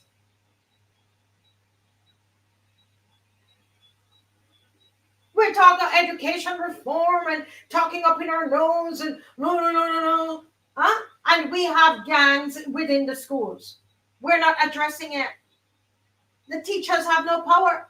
The teachers don't have any authority. They can't do anything. The teachers themselves are afraid. We have a serious situation in our schools. And I'm saying, when people are coming to us and they're telling you what is going on, we need to listen.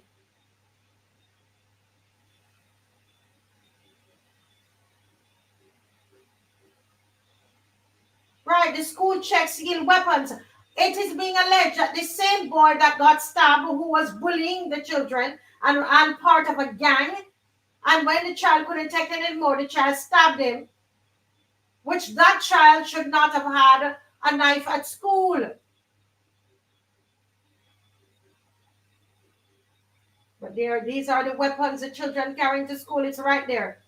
Mr. John, Felicia DeJohn did not make this up.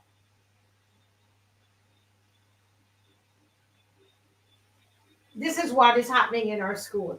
And I deliberately, good night, Mr. John. I deliberately took the time to make this long introduction, ma'am, because I see what's happening in social media and what they're trying to do to you. So I had to say something on your behalf, because independently I did this research, okay, and found out what was happening. Good night, ma'am.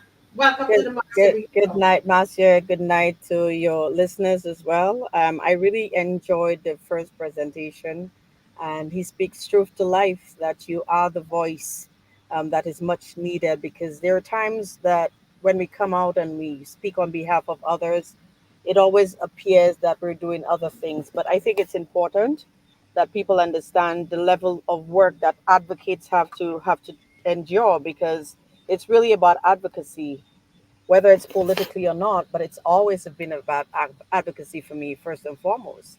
This is not the first time that I have been speaking about in terms of violence in schools. I have been living in Barbados since 2003. I have been doing advocacy since 2009. So it has been a growing concern for me. And I saw a comment in the chat this evening that spoke about the past Minister of Education, Santia Bradford. And it started through that point. That is where we saw the levels of violence in school. And I believe they had anti-bullying programs in schools and things of that nature. But what is the outcome? We haven't received any kind of report as to how much we've spent and what is happening in the various schools. We just need to know right now that this government is still the administration. They've had 3 ministers of education, and they have not addressed the problem of violence in schools regarding young persons. So the concern that I'm having at this point is not only about us as individuals coming into the public and informing the public, but we need to recognize these are young persons that we're dealing with. These are young persons that need guidance. And I know sometimes they just make errors in judgment, Marcia. It's really errors in judgment that these young persons, that if they know a different way to resolve those matters, they probably would. But at the point is, some of them just really do not know what course of action should I take. And Yes. so, yes, the attacks on me will be there, but at the end of the day, this work is not about me, it's not about you, but it's about helping the children navigate what they're going through right now. And that's what I think, that's what's very important to me. The reality is that we have come down to the public space and we have told the government on numerous occasions, not only myself but also the union, the PTA, the youth arm, all of us had come out and tell that they need to intervene. Programs need to be implemented in those schools because we believe that early intervention is very important, Yeah. particularly for young persons. Because, as I said before, it's really about errors in judgment. Mhm. Sometimes they have a situation and they just do not know how to deal with it. I remember we're dealing with young people that their minds are now developing. The cognitive development is not like an adult. So we have to give them the opportunity to make right decisions. And the right decisions really come out from the adults. So what Mhm. we're seeing in schools, sadly, is really a symptom of what is happening in the society. Yes. This is what it is. The children are seeing violence at home. They're seeing it in the bus stands and different spaces. They're seeing it in their communities. They're seeing it on social media. They're actually seeing adults on social media cyberbullying others. And today was my example with a well-known individual in society using a clip of me speaking about bullying in schools, but using it to cyber attack me. But these are the realities that young persons have because if they see it and they believe that it is accepted behavior in society. Yes. Yes. And we're gonna get to that person who bullied you, who tried to bully you on um social media today, because you are talking about the bullying in the schools. We're gonna get to that, but let's. I have a note here. I'm not gonna forget.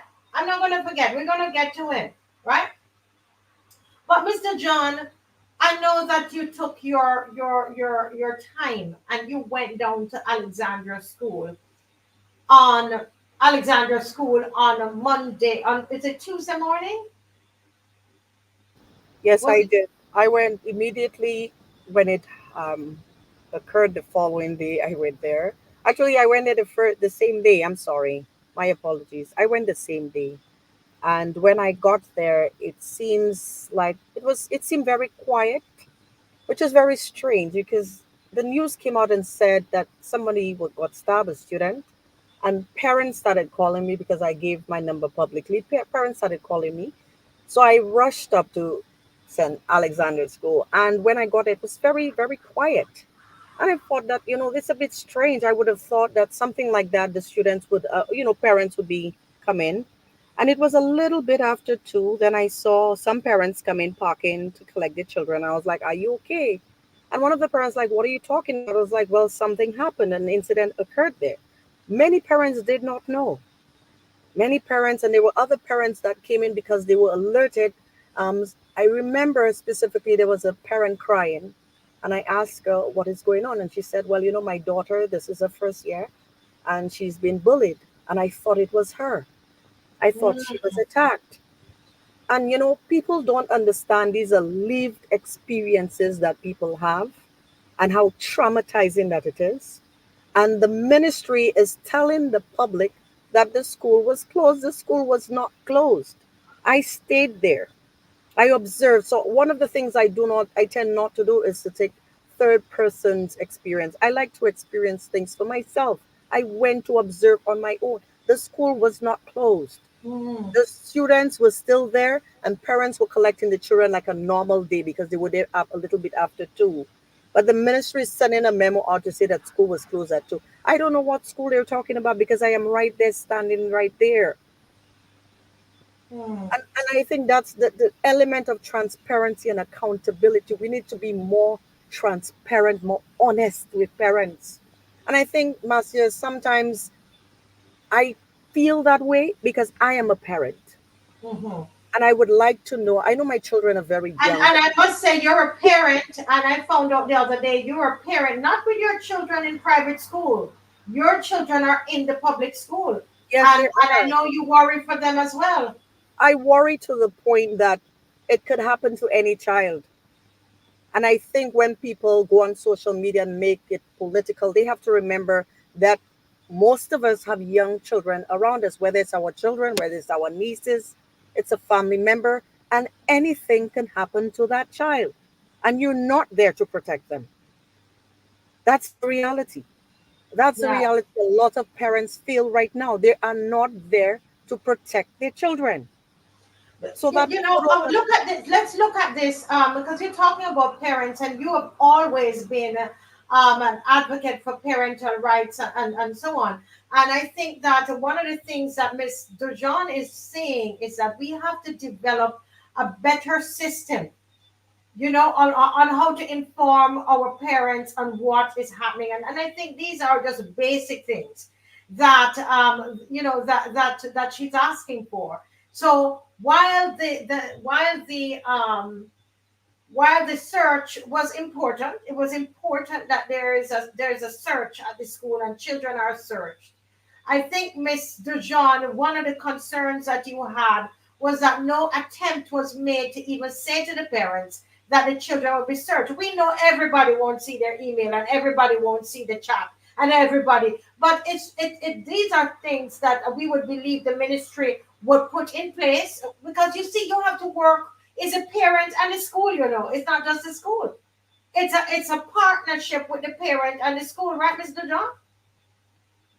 Yes, and I think that many times that we forget that there is a law that guides the education ministry or the Ministry of Education. There's the Education Act, and it's very clear. It tells the minister exactly what is required of them and what is required of their staff. And one of the things that it is required is that you have to communicate with parents anything dealing with their children. And that's where the whole IDB matter came up, because they did not consult or speak or communicate with parents. The matter relating to the search, I believe that, Marcia, any one of us, any right thinking parent wouldn't mind a child being searched. Let's Mm-hmm. face it, that's a reality. Something has happened. The first thing I'd want to know is that, yes, I did search everybody. People stabbing each other now, we need to search everybody. We don't have a problem with that. But the reality is that parents did not know, children did not know, nobody knew. And so people came the normal time, students came the normal time thinking, well, we come into school, and all of a sudden there's a search. Again, parents call me in panic. Their children are calling them at work that they're outside on the line, and the rain, because it was really a bad day that day, the rain is about to fall. What should they do? So I had again to leave at work and go up again at St. Peter. So that's twice in a week, or almost three times back and forth. When I went there about 8:30, Marcia, and I left there at 11. Mm. And the students were standing on the line until quarter to 10, quarter to 11, because they had one security guard doing the search.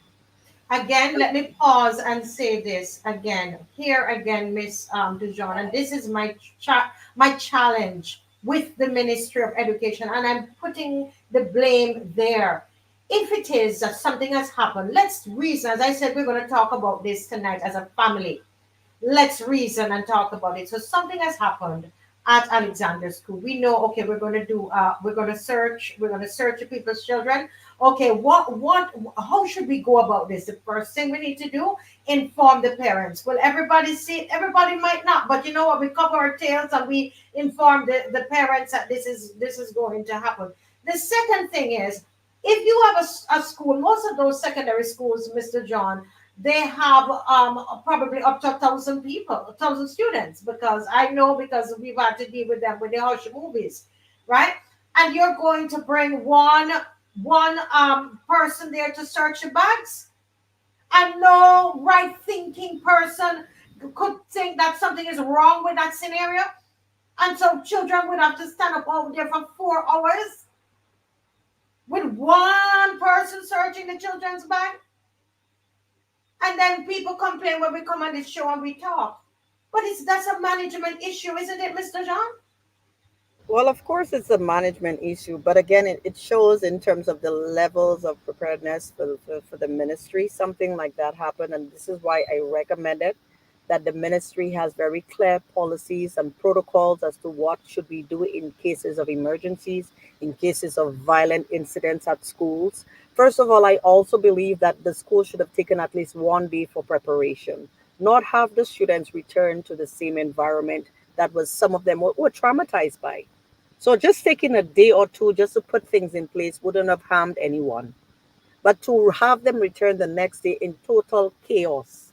And the students were just sitting there. And the reality is that I was the only adult outside with them. And they were talking to me, and I was just telling them just to calm down. Everything is going to be okay. And then I went live. I was like, somebody has to hear me. Somebody has to hear me today because this is not right. We do not treat children like that. There's no way we can treat young persons like that. These are people's children. They did not do anything wrong. They're not criminals. And this is the reality that we have. We cannot continue to treat our children as they're criminals. And listen, let's wait. I think that I personally think that the search is important. Okay, I believe that the search is important. You definitely need to search the children. I just think that there is a way to do it so that it's something that can be sustained and it's done properly and it's effective efficiency and work alongside with the parents because it's a community, it's not just a school doing this, but it's a community. We're working together in solving the problem, and it is basically saying to the school, work with the parents in seeking to get it done because the school can't do it alone because the parents they play a role as well. And if you're going to search, I mean, common sense says that it's impossible to have one person searching the bags. Remember, they have a book bag with, and they have lunch bags and so on. And someone on here was even saying that sometimes the children leave the weapons at school, not on their person, but it's hidden at the school. You heard that, Mr. John? Well, yes, Marcia, like I said before, if we don't have the protocols, we don't have safer school programs or protocols, then everything is going to be done ad hoc. And that is the problem. So, one of the things I believe that, and I did put it in the press so that the ministry understands that there are solutions, the way that we communicate, the kinds of training that we can give both staff, personnel, and students, not what happened at Springer, but we've trained personnel to do the kinds of perhaps routines or interventions or drills that we need in the times of such events. Because two things have happened over the past few days, I've noticed.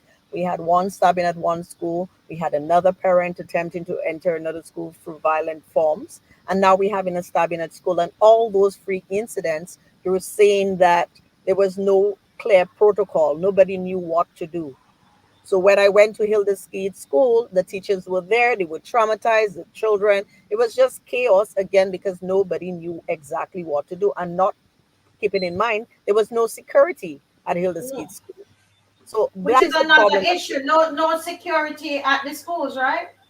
No, not at all. And that is the problem. And it's just something that I have highlighted many weeks ago. I told the state, I told parents, I told everyone that some of those schools need security guards. There's security huts, there's no fences, there's limited fencing. So all of that I was discussing, not only in terms of physical security, but also having the personnel that is trained to protect our children. So what we're finding, some schools have securities, other schools don't.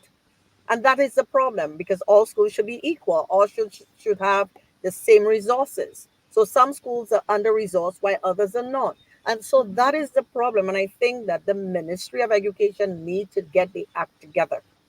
Why? Because it is affecting our children. It's affecting their learning. It's affecting their environment. And most importantly, teachers. It's affecting how teachers have to cope and deal with those kinds of very stressful environments. Can you But imagine trying to teach and knowing that anything can happen at any time? You may have security breaches without you knowing. It's a very stressful environment.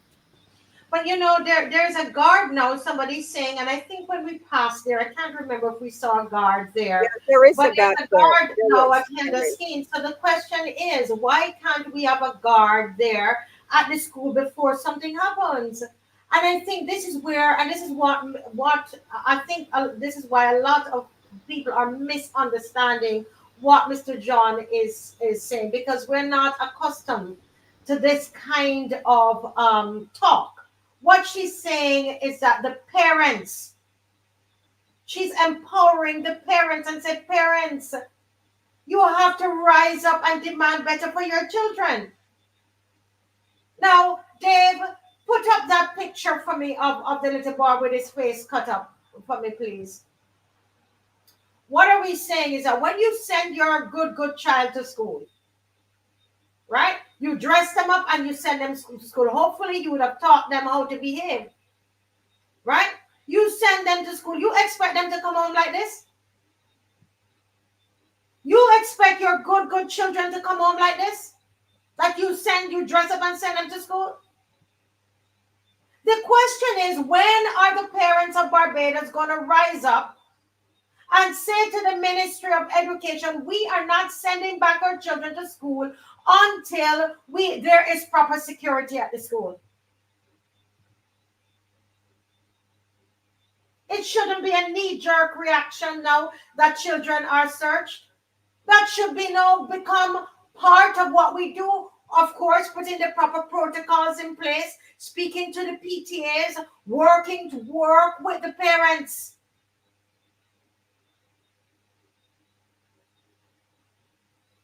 So that, as Mr. John is saying, it's not a knee-jerk reaction. Searching and you get away that's going to...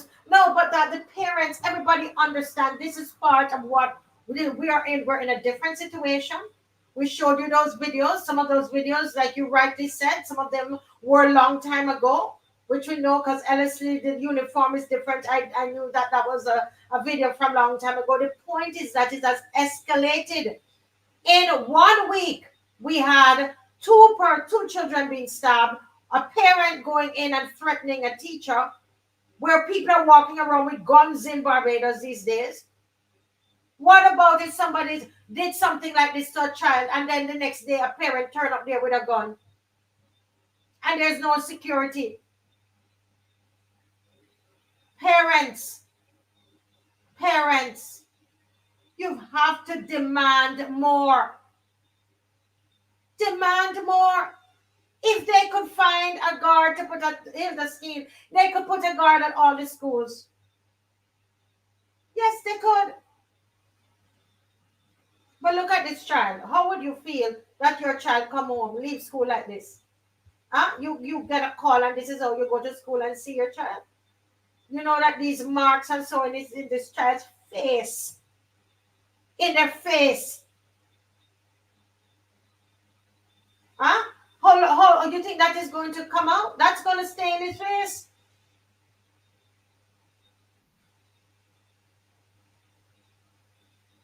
Yes, there is a gang, and you're so right.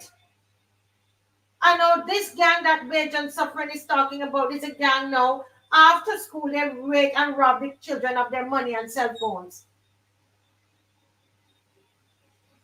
So the children not safe inside or not outside?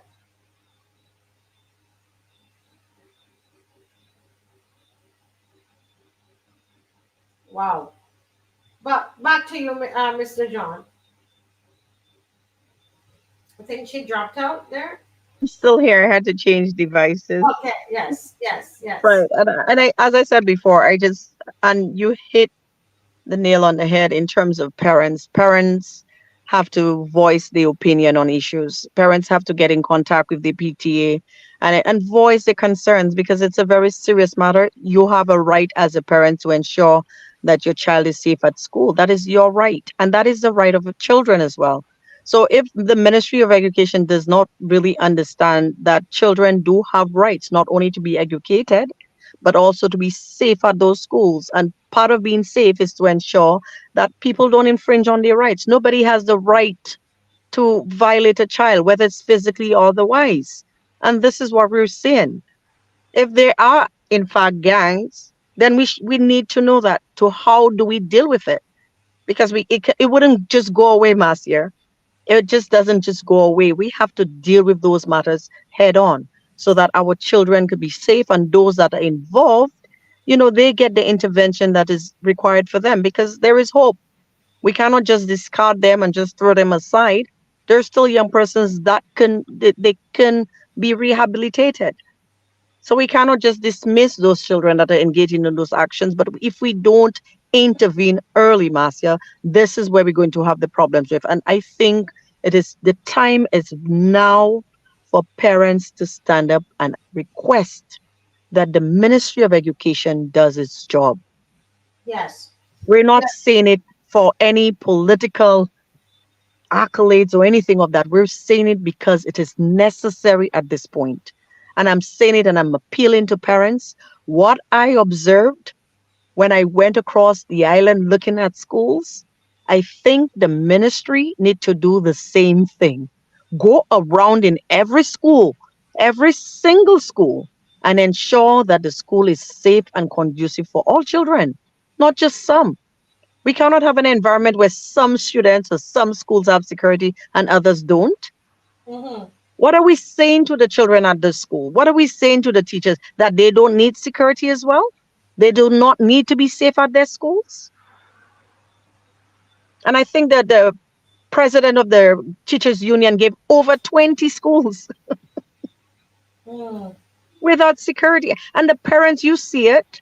You go to the schools, you recognize there are no security guards. Things are not the way that it used to be. I know we have been in a society where it has been fairly safe, but it's not as safe as it was a few years ago. And that is the reality. That is the reality that we have to deal with. And we have to face the reality that our children's life may be at danger every day they go to school. That's a reality. Yes. But we have to put in the measures to prevent any casualties that would happen or occur to our children. And we need to, of course, speak to our children, have a communication and open communication with our children. We need to know what is happening to them when they go to school. Speak to your children. They will tell you. They will tell you what is going on, so that you'll be able to call at least the school or the PT and say, listen, something may have happened. Let's see how we can work with it. Because at the end of the day, we are one people. We are one society. We are one family. We can come together and resolve some of the problems that we have, because it doesn't seem the ministry want to help us resolve them. Yeah. You know, we So have some parents great have to take the matter. suggestions. Yeah, we have some great suggestions that's in the chat, but it's going so fast I can't get to pick up on all of them. But one of the things that this person says, I'm saying what happened to my son. After he defended himself, he was called to the office and threatened with expulsion. Then he named the teacher he complained to, who substantiated his claim. Now, this is what I'm saying, that we do not have, or we're not putting into place we don't have a system. How do we deal with bullying in the schools? I have had a young girl who comes to our dance school, and the entire year she was bullied. And she was a brilliant student, and they were bullying her because she was bright. You know, we see that happen all the time. Last summer, I was here, and a parent brought a child here, a very, very bright child, and came and sat in my house here, and the little girl broke down crying. Why was she crying? There was somebody who was in the school whose parent, her grandparent, is very high up in government, and the teachers and that child, they're so tight. She could go in the principal's office and do whatever, but that child was beating up the other children at the school. And those kids complained to the principal, they complained to the teachers, and they did nothing to that little girl. She pulled their hair, she beat them up, she told them terrible things and have those children crying. But nothing was done to that bully. I had to threaten the parents who came. I said, you told me the name of this person. That's the wrong thing you did. If you don't go to them, because the parent is also scared to go to this official. I said, absolutely not. You know where they live. You go there and let them know what is happening. You talk to the principal, nothing has happened. And you know what? When they went and spoke to the official and a relative, and then they got to the official, you know that they reprimanded that girl and the bullying stopped. But they were not getting any help in the school. Because why? That official helps the school. That official takes care of things at the school for them when they have a fundraiser. So they don't want to upset that child's grandparent when that child is terrorizing the rest of the children in the school. The teachers and the principal did nothing. And the child was tormented. Her grades fell and everything. She didn't have any cuts on her body, but she beat her in her head, push her. All these kinds of things that happen, and it's happening too many times in our schools. The same boy at Alexandra school who got stabbed, a parent called me 2 days ago and said when their child was in first form, he beat up a throw down to push a child down and tried to take away their lunch money. He's been there and carrying on this thing for years. So what is the system in the school to deal with the bullying in the school? So this parent springtime is right. A lot of times nothing is being done until that child takes the matter in their hands, which you don't want to happen. Well, Master, as I said, is a very, very unfortunate situation when these things happen. And I do know that there are anti-bullying programs at schools. I do know that I believe that there's an organization that takes care of that. And I think the government has been funding, but they do have those programs. But we cannot forget that those bullies, as they are, that they too need the intervention. They're young people. So they need intervention. If they need to be rehabilitated, their behavior, they need to be called out on their behavior. Somebody has to do it, and we cannot continue to put it under the carpet and assume that it will go away.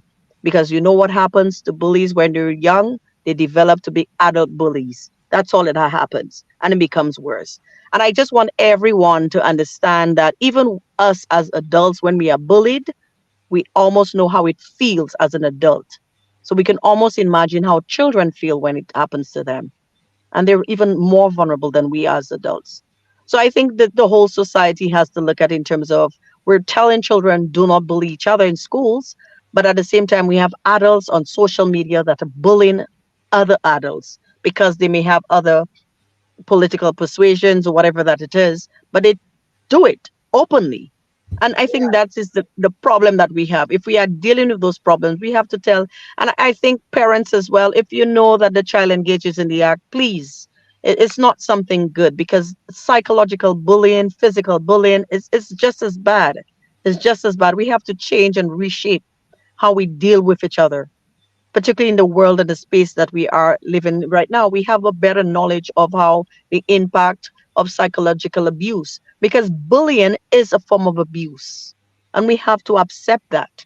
So when we do it and we allow children to do it, or we have other persons doing it, it's not right. It's not right. It's unethical, and it's not a form of, it's not appropriate behavior.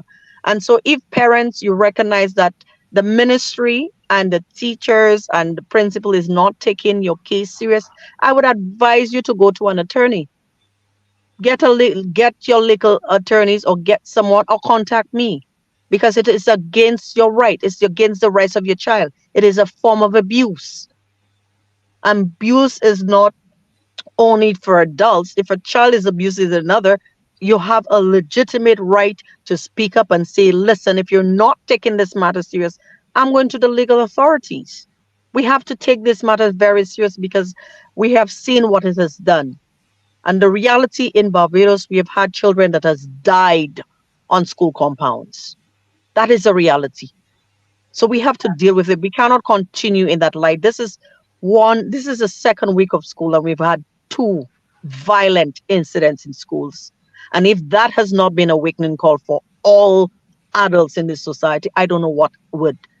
We have to change the way that we think. We have to ensure that we are the role models for our children, that we speak to our children. And even if they're not our children, if you see a child behaving a particular way, I know a lot of persons say they are adults that, parents may not want people to talk to their children. But if I see a child that is doing something wrong, I will tell them, listen, young man, or listen, young lady, this is not cool. This is not a cool behavior. You don't do that. It's hurtful. So even just by saying it, they may check themselves, or they may not. But the majority of times when adults speak to some children, they do listen. But it's all in terms of the approach and how you approach them and how you speak to them. You don't demeanor them in any way, because they're human beings and they have feelings as well. So I think there's a lot that we can do as a society that we can come together and just work together to make these things a lot more better for our young persons. Yes. And you know, I mean, when you this person is saying springtime that it was the bullying was so bad that their child did not even go to graduation.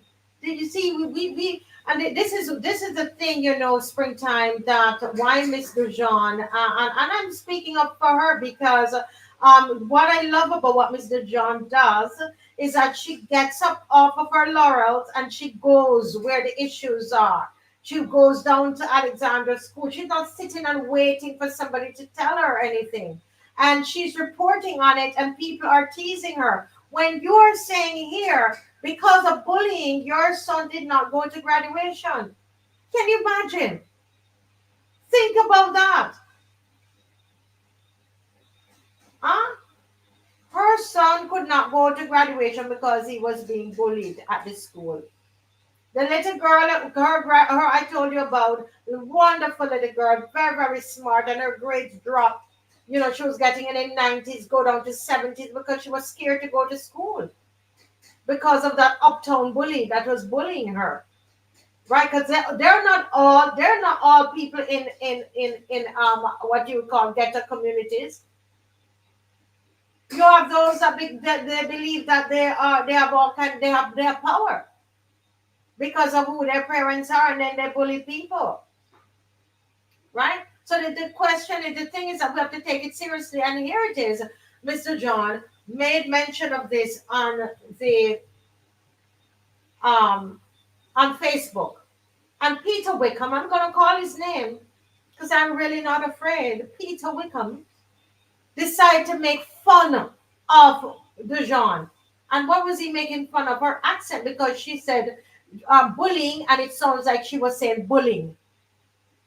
So Peter Wickham decides to take a clip out of what Mr. John said and start to make fun, to ask who is bullying the children.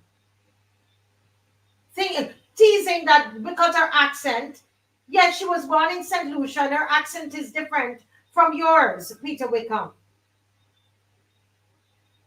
And she said, she's saying bullying, but it sounds like she's saying bullying. So he makes a joke of it, and everybody's starting to tease Miss Dujon online, saying she's saying people bullying the children. And if she was even saying that, is that something for you to tease people? You're talking about children and bullying in the same sentence, and you thought that what it was, Peter Wickham?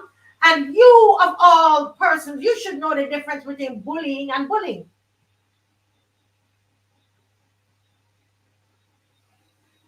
And you can all come for me. You, of all people, should know the difference between bullying and bullying. And you think that is funny. And yes, there are people in this country who are bullying boys, officials, politicians. So she wasn't far-fetched, but that's not what she was saying. And you're so irresponsible, Peter Wickham, that instead of dealing with the situation where the child being bullied and stabbed, bullied, and they put them across the thing, right?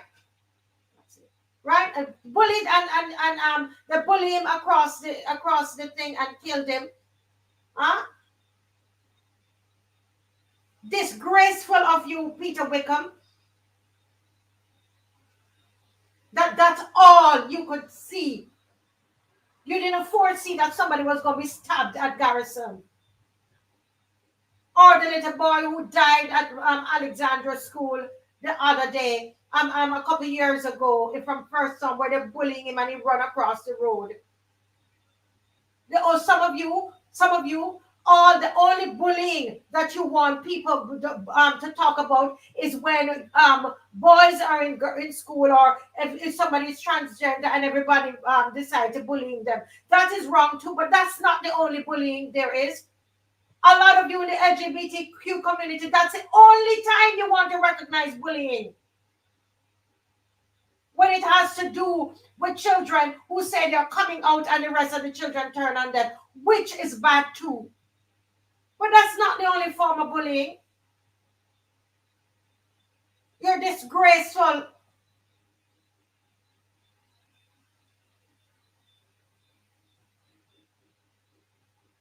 disgrace. And your friends can go back and tell that I said that as an adult. What you should do is to use your platform to find out about the bullying in the schools and stop with your disgraceful self. I thought that was so low. Teasing somebody over their accent. But the work continues, Marcia. The work continues, and it does not, and it should not stop us, because at the end of the day, we know that righteousness exhumes a nation, and that's what we have to do. That we have to continue doing what is required of us as children of God and ensure that we protect the children. We protect the children. So, regardless of what is happening within society and whether I'm part of a political party, I will continue to speak on behalf of children, on behalf of parents, and to ensure that everybody's their voices are heard. People are hurting in this country. And it really hurts my heart when I got that message tonight that another child has been stabbed. Because we know what it feels like. Anyone who's around children, what do you want? You want to see your child goes to school and come back safe. That's the reality that some parents now have to be triggered by, knowing that something can happen in school and it may be their child. And I don't know what the ministry is waiting for to implement safer school policies at schools. I have given them at least 4 approaches. I'm just waiting to see what they will do. I noticed that they had a meeting today with the teachers at the Alexander School. So I'm hoping that all schools can get some kind of intervention to know what should we do in cases of emergency, what should we do in cases of children bullying each other, what should we do? Is there a protocol for it? Are there processes? Are there procedures? And how do we follow up? If a child comes to you, do you follow up? Do you contact the parent? Do you ensure that that child feels comfortable at school? It's a learning environment. They spend so much time in that environment. We just want children to go to school and be happy, Be happy and learn. That's all we want. That's all we expect, that the environment and the ministry ensure that this environment is that kind of environment for them. That it's a safe and happy and loving environment. And anything that risks that environment, we need to deal with it and tackle it head on. And I think this is what is frustrating parents at this point, that the ministry is not listening and the ministry is, just trivializing everything. Could you imagine? Again, we had this stabbing at the school at Alexander, and I did not see any official at the school. A stabbing. It's like I'm standing there waiting. I was like, I'm just going to wait and see what is. Nobody showed up. I don't know if they did and they were in the car, but nobody did. It's unfortunate that this is how we treat young persons, and we do not understand the impact that it has on their psyche, on their minds. They have to return in that environment. When we start trivializing violence, we become a society where violence is accepted. This is what is happening right now. And we cannot have a generation that believes that violence is the norm. We cannot normalize violence in any form. No matter how simple somebody, and I remember somebody saying that, it's just a little stab he get. A little stab? Tell that to the parent. Tell that to the child. Tell that to his peers that witnessed it. These are the realities that we have to deal with, Marcia. And it's just, I would urge parents to stand up and demand accountability from the ministry. Demand it. Yeah, Call them up and tell them, what are you doing for my school? Call them. Write to them.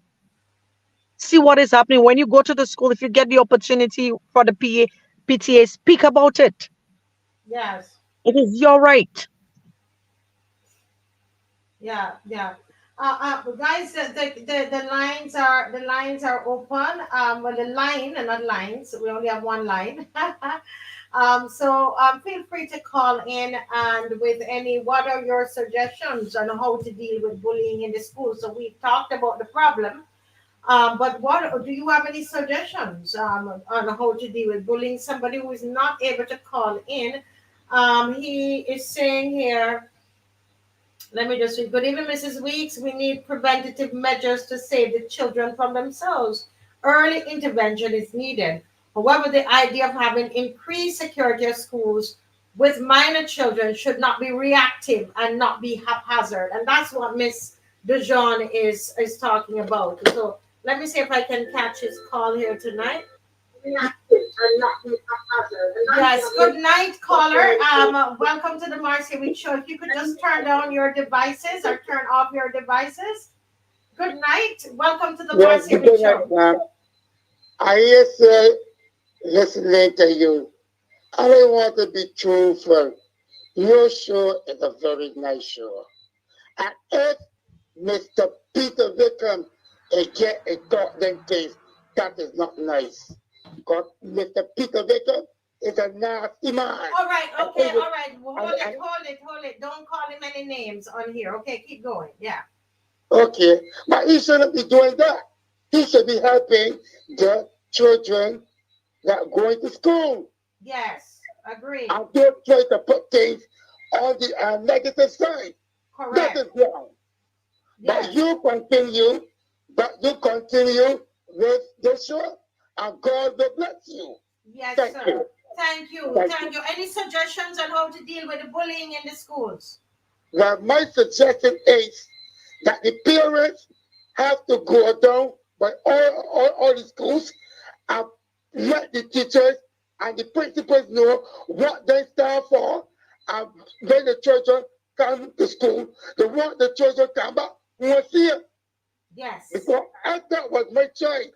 As a body was kept my choice here and do it, so I will not be pleased. Yes. I will not be pleased. Yes. It is time that this government come out and put hands down and help the children. Yes. This government sleeping. Yes, sleeping. Yes. Thank you so much, caller. All right, thank you so much. Thank you. Yes, thank you. Yes. The caller is right. It's time for the parents. It's the caller saying what you are saying. Mr. John, another caller is calling. Good night, caller. Welcome to the Marcia Week Show. Good night. I'm going to Wait. Let me 1 second. Say good night again, please. Good night, everyone. Yes, we're hearing you now. It was my fault. Welcome. It's so good to hear you. Thank you. Yes, ma'am. Now, I'm going to speak about what I did as a teacher to prevent bullying. Yes. Okay? Every school year, beginning of every school year, I would have pamphlets for my year group. Mm-hmm. And we would get together and we would discuss what was in the pamphlets. It dealt with bullying, the types of bullying, and how to deal with bullying. Mm-hmm. And we would get the parents involved. So the pamphlets had to go to the parents. They signed that they saw, and the students kept those pamphlets in a folder, mm-hmm. and they kept that with them every day they came to school. Right. We dealt with bullying. Students come, report bullying. We went and we dealt with it. When I was on the compound, I got the reputation as being a tearhead teacher. So no one bullied my students because they knew that I was going to come for them. I wasn't waiting on a deputy principal, nor was I waiting for the principal. So before you go on, you're talking and I'm writing down some questions here, and I don't know if Mr. John has any questions to the caller. I want to know what form was that? What form were you teaching? I taught from first to fourth, and that is how I dealt with every one of them. First to fourth, and so you had a no tolerance for bullying, yes, by your students or to your students. Correct. And you did that by creating, you communicated, you educated the students on what bullying is, and you had a pamphlet that you gave them so that everybody knew how to identify it and what to do. Yes. Yes. And other teachers saw it, and they would come and ask if they could photocopy it for their students, and that's how it got around the school. So we didn't have the issue that much with bullying. And the late former principal, he was very pleased because he didn't have to deal with those issues. It was dealt with at the teacher's level and the senior teacher's level. It never went to him or his deputy. Oh, wow. And they call you the tearhead teacher. Yeah. The tearhead, because you didn't have to hit the people, children, but you developed, you had such an authority about what you did that they knew that you can't bully any of my students in my class, right? You can't get away with it. I would go for you. I would demand whatever you took from my students, you give it back to me. Or we go into the police station and we can have a little chat. Wow, interesting. So not that I could take them to the police station, mind you, but that was just a threat. You use that as a threat. Yeah, you have to use what you can. And did you at any point involve the parents of any of these children in what was happening? Yes, I held the parents responsible. How did you do that? I would call the parents and I would speak to the parents and I would explain to the parents what their child was doing. And I usually write everything. I used to write everything in a blue book. So once they see me bring up my blue book, they know that I given them chapter and verse. So it was time, date, and everything that I was giving them. Okay. And I would inform the parents, the onus was on you now to deal with it. Because if it came back to me, I was going to advise the parent of the child, the victim, to seek legal representation. Oh wow, you were serious. So I don't take those things lightly. Wow. So here we have Mr. John. You're listening. You're an educator. Right. John, I would like to applaud the teacher. Thank you for sharing that experience with us, because I think a lot of teachers do have the interest of the students. And as I said before, as long as there is a procedure, there's accountability, that you ensure that you record what is happening so that you can show the child, because as I said before, we're dealing with a young person. Sometimes just poor judgment allows them to do quite a number of things. And many of the times we're dealing with teenagers. And so it's really to show them accountability for the actions and perhaps redress. How do you tone the behavior? So it's very important that we do that. Thank you very much for working hard with our students. Yes. Thank you. Along in the system, so. Yes. Wow. Thank you so much. I mean, that makes a lot of sense, and it's a no nonsense and there's no tolerance. No nonsense approach to the children. So what about if you found children in your class that was bullying others from other classes? Oh, no. Never happened. They didn't want me finding out. If I found out, they were dealt with very harshly. And then I spoke to their parents, because their parents knew what I stood for as their form teacher and subject teacher. No. Did not do it. Wow. Wow. That is commendable. Well, thank you so very much for sharing that with us. You're most welcome. Yes. Thank you. Yes, thank you, ma'am. Thank you. Good evening. Wow, that's a good one there. Guys, the number is let me see, it should still be up on the screen. That you can call in. We want to hear from you. Your parents. Are you experiencing bullying? Your child is experiencing bullying. Was it that your child was a bully? Was your child a bully? Was your child a bully? And how did you, if so, how did you speak to your child? How did you get your child to stop bullying people? Because we're not all victims here. Some of us are, some of our children, let's be honest, right? Anybody, people saying excellent teacher? Anybody else want to call in? Call in, please. Let me just finish reading what this person sent me, who is not able to call in. So I'm reading what they sent me. A parent and others would also want to know that there are background checks conducted on all school security officers, advanced training of security officers to operate in a school environment with minors.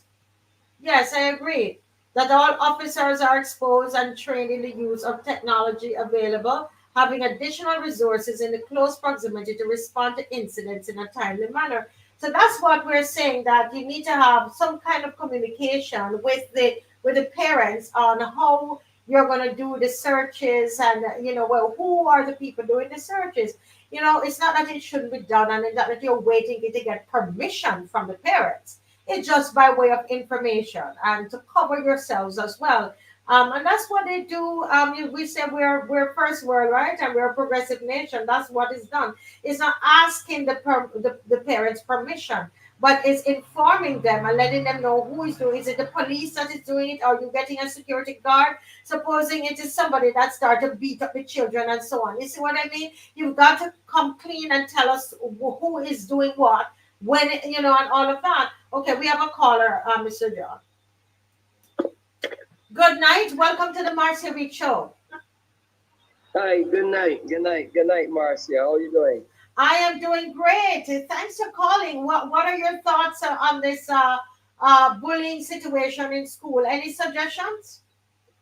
Well, the suggestions that I can make, that first of all, we need to have a sit down with both the teachers and the parents, because you have to detect where this attitude for bullying started from, because they have different levels of bullying. You have cyberbullying, then you have the bullying in person, especially if a young person is timid and they don't come into the school, and you get the lunch takeaway and stuff like that. You have to address the aggressive behavior that you see currently going on in the schools, and I think that not enough is being done to address this. Hence why you're getting all these issues and challenges in the school. So the people that are in authority, because if you agree with me that there are the parents away from the actual parents themselves, when the children are in their care, they are responsible. Yes. They are ultimately responsible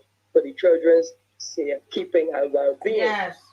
And as we would have seen so far, okay, as the sports person on education, Congress John would have pointed out, we don't see that happening, and that is what I think we need to start there. Once we are willing to start there, we can control the bullying, have bring in a counselor and have them talk to them and ask them, so why do you think there's a need for you to be bullying? Were you bullied when you were young at home? So, you got no way it started from. And just start, I come into school and I was a big bad bully. Something had to happen in that young person's life, either in their home or in their community, that would have led up to this point. So we have to establish that. And I believe once we establish that, Marcia, we can actually detect the problem and bring a solution to deal with that problem, to remove that problem. But Yes. unless you're willing to do that, it will continue. Yes. It will continue. Yes. What are your thoughts? What are your thoughts? Totally agree with you that you have to get to the source of the problem, and that's why I asked if there was a parent who had someone complained, the teachers complained that their child was bullying others, to find out what did you do. How did you get the bully in your home to be reformed and stop bullying people? So I'm in total agreement with you. Thank you so much for calling. You're welcome. Yes, thank you. Mr. John, I think it's as the caller was saying, a lot of times, these people who've been bullied, there are things that's happening who are bullies that have happened in their own homes, right? Correct. And the research shows that as well. I mean, there are quite a number of anti-bullying programs, like the OVS program. There are a number of programs that looks in terms of the research, what we call the cycle of abuse or cycle of violence, and how it exhibits itself, how it displays itself in different characteristics in different ways. But as I said before, we cannot do things like how we used to do it 40 years ago. We have to do it in a very strategic way and ensure the way that we do it, that it's followed by and backed by research. So see what is happening, why students are behaving the way that it is, what triggers them, because sometimes it may be various entities, it may be various environments that triggers the behavior. Because sometimes we may think a child is bullying because they were just being mean and evil and just bad. But sometimes it could be more than that. That child may be being abused and we do not know. And perhaps that's how they exhibit that kind of behavior. So it's really a matter of the ministry taking note of that. And I do know that they've had a call to place violent students in a particular school. But again, that will stigmatize the students. I believe if we have the interventions, if we recognize that there's certain students that have antisocial behaviors, that the intervention is necessary for them. We have Yes. trained counselors, we have trained guide person psychologists that can deal with that. We just have to ensure that we do things in a very systematic way. We use the research that is required or research that is needed. We use various types of programs. They are programs that we can implement in schools. But the reality is that we are not willing to do that because we do not believe that our children deserve it. And this is what we're seeing. We have a government that believes that. Mr. John, if we could just take a pause there. Yeah, We sure, have a caller, so we want to sure. let's just hear, and I hope you could remember your point and then state it afterwards. Good night, caller. Welcome to the Marcia Beach Show. It's good night, ma'am. Yes, sir. I just want to make a short point. What we continue to do as a country is focus on mainly 11 and up as it relates to children. But what the country is not, or pretend that it doesn't want to deal with, is that there are a lot of primary school gangsterism that is not addressed. And a lot of the teachers at the primary schools also, not only the secondary school teachers, a lot of the primary school teachers are literally cordoned off by sometimes, not always, very much gangsterism. Parents who would threaten them and tell them, don't talk to my child in this way, or don't do this and that and the third.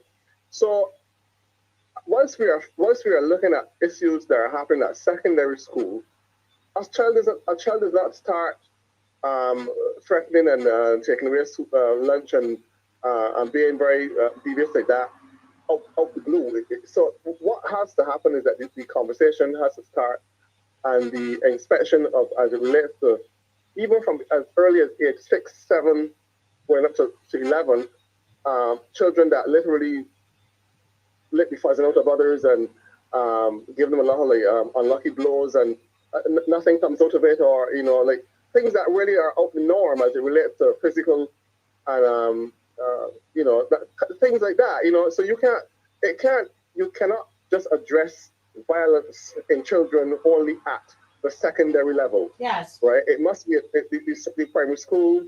The whole system has to be addressed and better monitored from that stance. Yes. Very good point. Thank you so much for calling, sir. Thank you. Sure. Yes. Mr. John, you heard what the caller is saying, that we have to not just look at it. We're seeing the manifestation at the secondary level.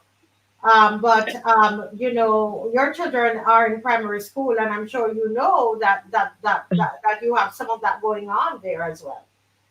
But as I said before, school students, I still look at all students as students, regardless of the age group. We could also say primary, preschool or nursery as well, because we have children that just want to hate and display that kind of anti-social behavior at a very early age. But the point is the intervention that is necessary. And Yes. we deal with it at what we would say age specific. So you're not going to deal with a teenager as opposed to deal with a preteen, an 8 or 7-year-old.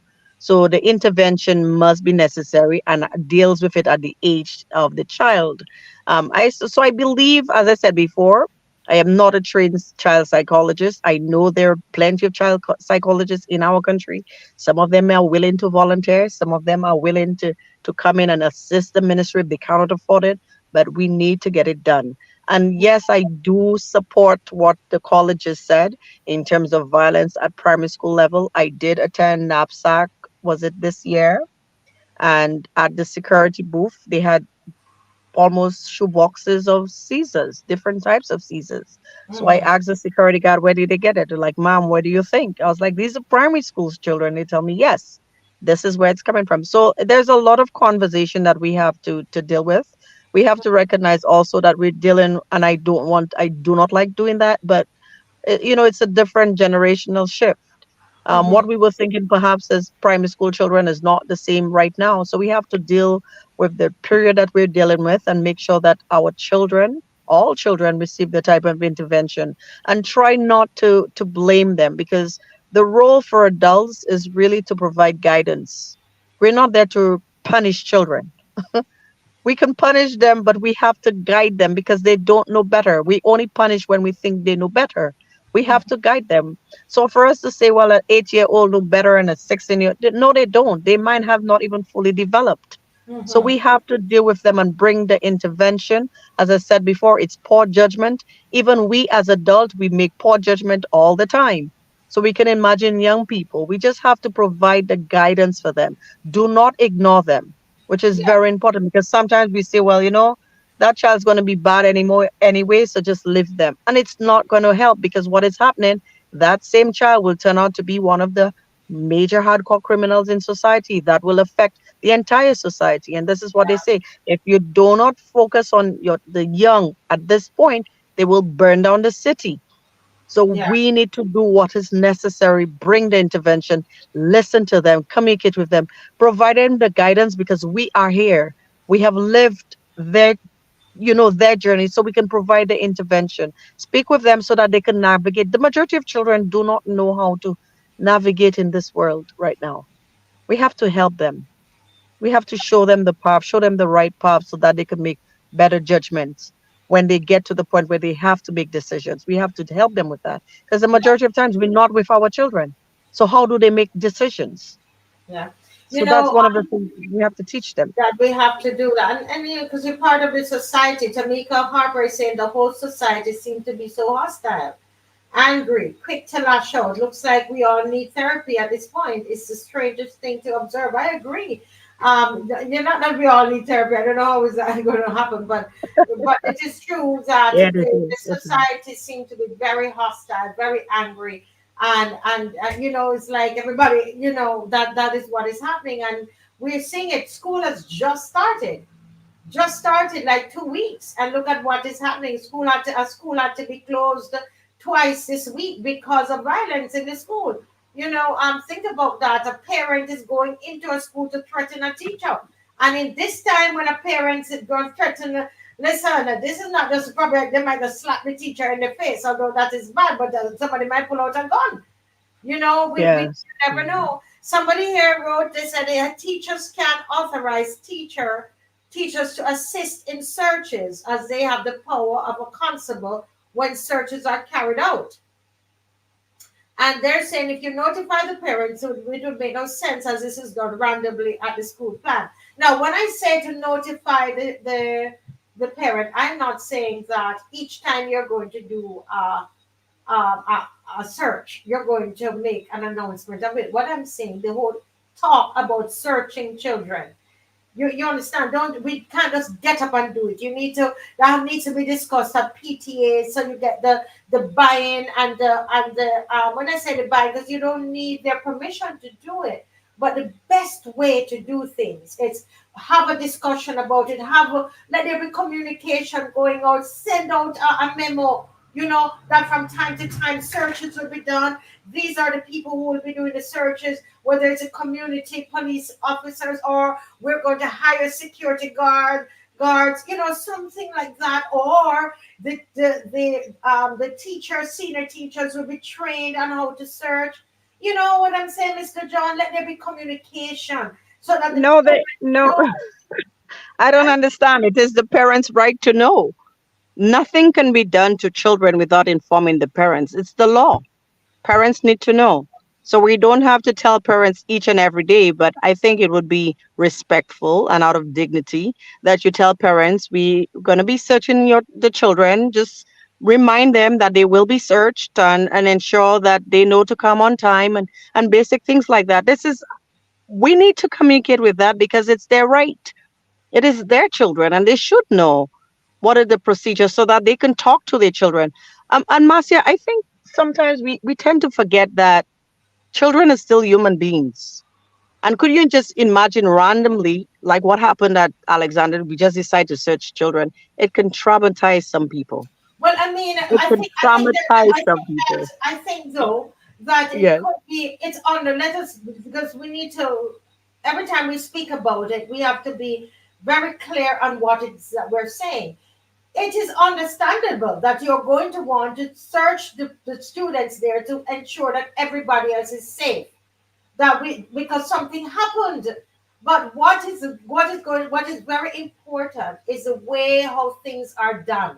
And I think that is what we are all saying because sometimes I think people are not hearing what is being said because we trivialize rights in this country, in the Caribbean. Human rights, the only people that have human rights in this region are people are the LGBTQ community. That's the only time we associate rights with people. But when you talk about parental rights and the rights of children and so on, people don't want to hear that. But it is, but Felicia, as a human rights activist, she's correct. I also do agree with the person who said that you can't tell the parents every time that there should be a general understanding that we do have random checks at this school. Within the school system, this is what we do in order to protect the students. These are the measures that we have in place. So we understand that there'll be random checks. You talk to your children. If I knew that and I have boy children or girl children, I'm going to talk to them. Remember, they have random checks at school. Make sure what is in your bag. As a parent, Mr. John, I'm going to be searching them bags before they get into the car or wherever they're Yeah. going. You understand? Because I know they're not going to share me. I'm going to jail. Correct. And I think that everybody understands that. The majority of us grew up with very strict parents, very extremely strict parents. And it's the same thing that you know that you want your child to be safe, so you do the things and also for the child to understand why they're doing it. We don't just do things to children. We explain to them why we are doing this. You don't just decide, oh, just come, get on the line, we're searching you, as if they have no cognitive understanding, as if they're not human beings, that they're just cattle, and you just, put them on a line. No, you speak with them and explain to them, this is what is happening. We just want to secure your safety. And that's as simple as it is. But you are right, Marcia, in highlighting the leadership of this country and how it trivializes parental rights. And we saw that in the Child Protection Bill and other bills that are trying to restrict the rights of citizens, the rights of liberty, the right to speak. And so that is the issue as well, that how we see leadership within society. Yes, we're seeing everybody is agitated, everybody's anxious, there's a lot of anxiety because of the economy, because of the state of affairs of the country. But at the same time, we've seen a prime minister that's just flying all over the world as if nothing is happening within at home when we have serious issues here. So I don't want to go too much into that matter, but it's a reality. I want parents to have faith, to stay strong, because it's not easy for us at this point. It's really not easy, the conditions that we are living right now under this government. As I said before, what we're seeing in school is a symptom of society. We're seeing what is happening in terms of violent crimes. And Marcia, you had to walk in Wellington. You've seen what is happening. We've had double murders. Every week we have had a murder. Like, could you imagine how it affects young people when Yes. they see these things and when they know these things are happening in their societies, in their communities? We have to tell them we are trying our best to make things better. That's what we need to be doing, telling them that things will be better. We want things to be better for you. And I think this is what propels me, regardless of all the attacks on me. I want things to be better for my children and for your children because it cannot continue that way. You It know just that, cannot. that's the thing. I want to say to Barbadians because it has happened to me before. I remember, Mr. John, when I was working with a lot with the secondary schools through my movies and so on. And when I started to highlight some of what I was seeing in the secondary schools, and I was home at my house, and a reporter drove from Bridgetown to St. Philip to interview me in my house. And she wrote and she put what I saw. I was just being honest and saying what I saw. Listen, Barbadians almost tore me apart. I could not believe it. Thank God it wasn't the time where social media was, but they were commenting on the article on the internet. And people, I mean, 90 some percent, they were saying I was telling a lie. What I was telling them, what I saw, the behaviors that I saw, children were pregnant at school. Children were pregnant, and we had to drive them home from the cinema to their parents. Children were being raped by teachers, and I was saying the things, and the people, they said that I was telling lies. There were adult women and adult men in the society that were picking up children after school and all of these things, and the girls were telling us adult lesbians who were paying for girls and taking care of girls because I said it. They said I was telling lies. And that's why I come out in your defense, Mr. John, because I know how we can be. The moment somebody lifts up the covers, if Miss Bradshaw didn't come out and talk about the bullying at that school, if you didn't come out, Miss Dujon, right, and if those that called me from the school and we didn't talk to the parent at the school, to the child at the school, we would just think that nobody would know that there was a gang at Alexandra School and that the bullying is coming from the gang. Who would know that? They would not know that. But if one person comes up and says it, they're going to say the person is telling a lie.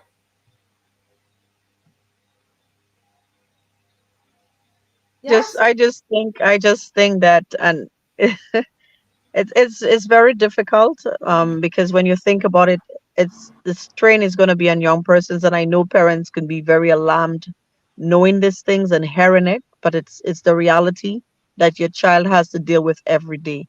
So it's better that you know exactly, and I think that's what I did. I risk, and I want to make that very clear, Marcia, that I did risk going to the schools a few weeks before the reopening of schools.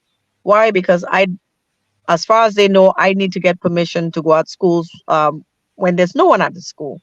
But I did it because I wanted parents to know exactly what is happening so that they can agitate and get better for their children. So when I went to those schools, I did inform the public weeks before that there's no security fencing. We need to take care of the schools before the students return.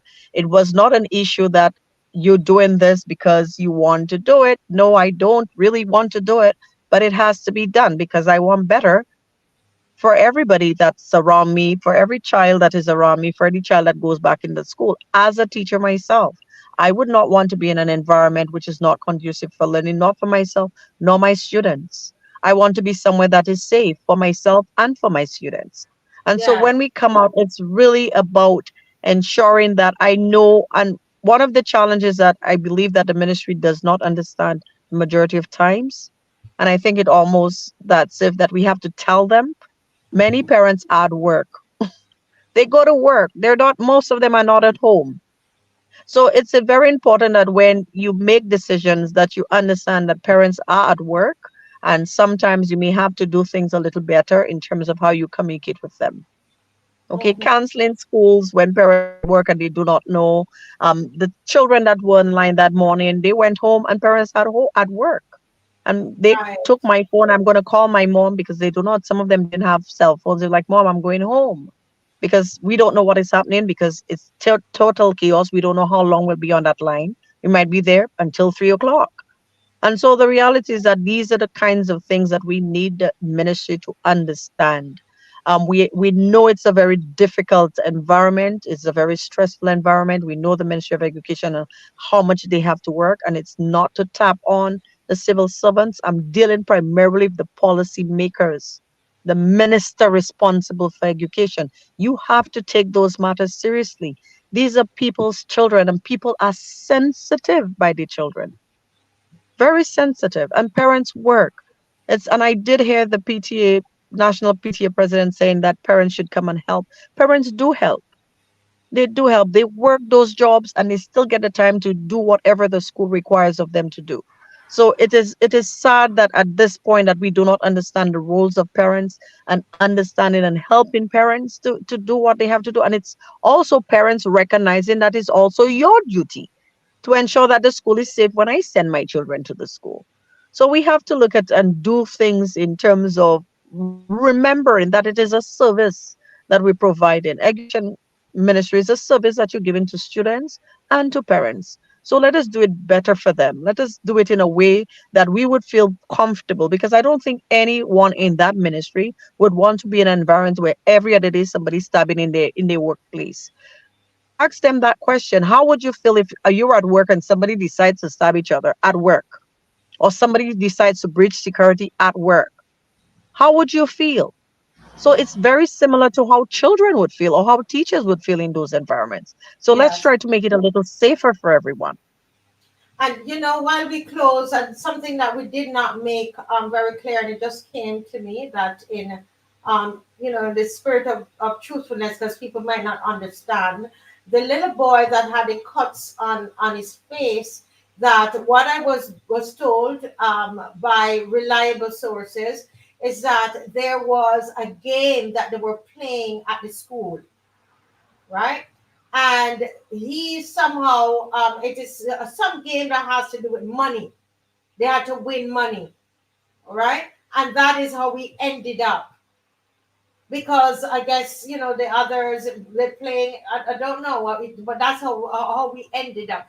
The point is, when you have, and we're going to talk about that another time, when you have in a society when we're playing for money, you see, and this is part of it. And there again, you're going to say, oh, you're talking about the prime minister, but everything is not about money. But when that is what we're exhibiting from the top all the way down. So here, these little boys, it's basically gambling. And that's how we ended up. The parents sent him to school, and look at how he's going home, full of cuts. Okay? So we don't know if they gang up on him because he won the money, or what the case is. We don't know how, I don't know. We don't know all the facts, but that's what the parents sent. The point is that one child is leaving school that way. What if the child had lost an eye? And under who would be responsible? The children that are there under the care of the the teachers in the school. What about the supervision? All of these things that we have to take into consideration. So I just needed to clarify that it is not a surety that it was that particular thing was direct bullying, as it was that they were playing a game for money. And what it could have been is that he probably won the money. Probably. But the point is that he's in school and come home with cuts in his face. Yeah. So guys, this is where we end. We're 10:06. And I think that a discussion like this, as I said, it was going to be a family discussion. Is important, and it's just the tip of the iceberg. We need to look in the homes, look at families, look at seeing what happens in the bully's home, right? And how to strengthen our children against bullies. That's a whole nother discussion as well. Mr. John, thank you so much for joining us tonight. Thank you so much, Marcia. Thank you very much, and continue the hard work. And for your audience, please continue to empower children by reminding them that they have rights, they are children of God, and we continue to pray for them, pray over them, and pray for our country. Yes, and discipline them as well. So we're going to play, I guess, Dave, thank you. We will end with this positive note here from St. Leonard's Boys School. Father God, We gather here today before each individual here goes to school. And we ask that as they journey to school, that you safeguard their lives, that you secure their lives, and that you get them to school safely. We pray, Lord, that as they're in school, that they will learn something. And as they left school to journey to their households or to their mothers and fathers, that you protect them. Father God, we can see that there's an upsurgence in violence in our nation. And if we look at the statistics, the youth is who committing these serious crimes. So we believe, Lord, that our grandparents and parents are not the persons to heal this nation. We can't ask them to go to church and pray for their children because one praying for five. Yes, we know you're almighty and we know you're all knowing. We know that you can answer one prayer, but let us pray for ourselves. Let us heal this nation ourselves. That is our brethren and our families and our relatives that are involved in these violence. I pray, Lord, that you help us and that you eradicate violence completely and that you heal this nation from what is going on. Amen. Amen. Amen. Amen. That's a great way to end. Are we playing any tunes tonight, Dave? Okay, this is how we are going to end tonight. Okay. God bless you, and we will see you again on Sunday. Thank you, Mr. John. Thank you, Dave. Thank you to Umar Abdullah. Thank you to Pastor John Carter, who was on talking about the 10 million points of light. Thank you so much. God bless you all. Have a good night. Bye-bye.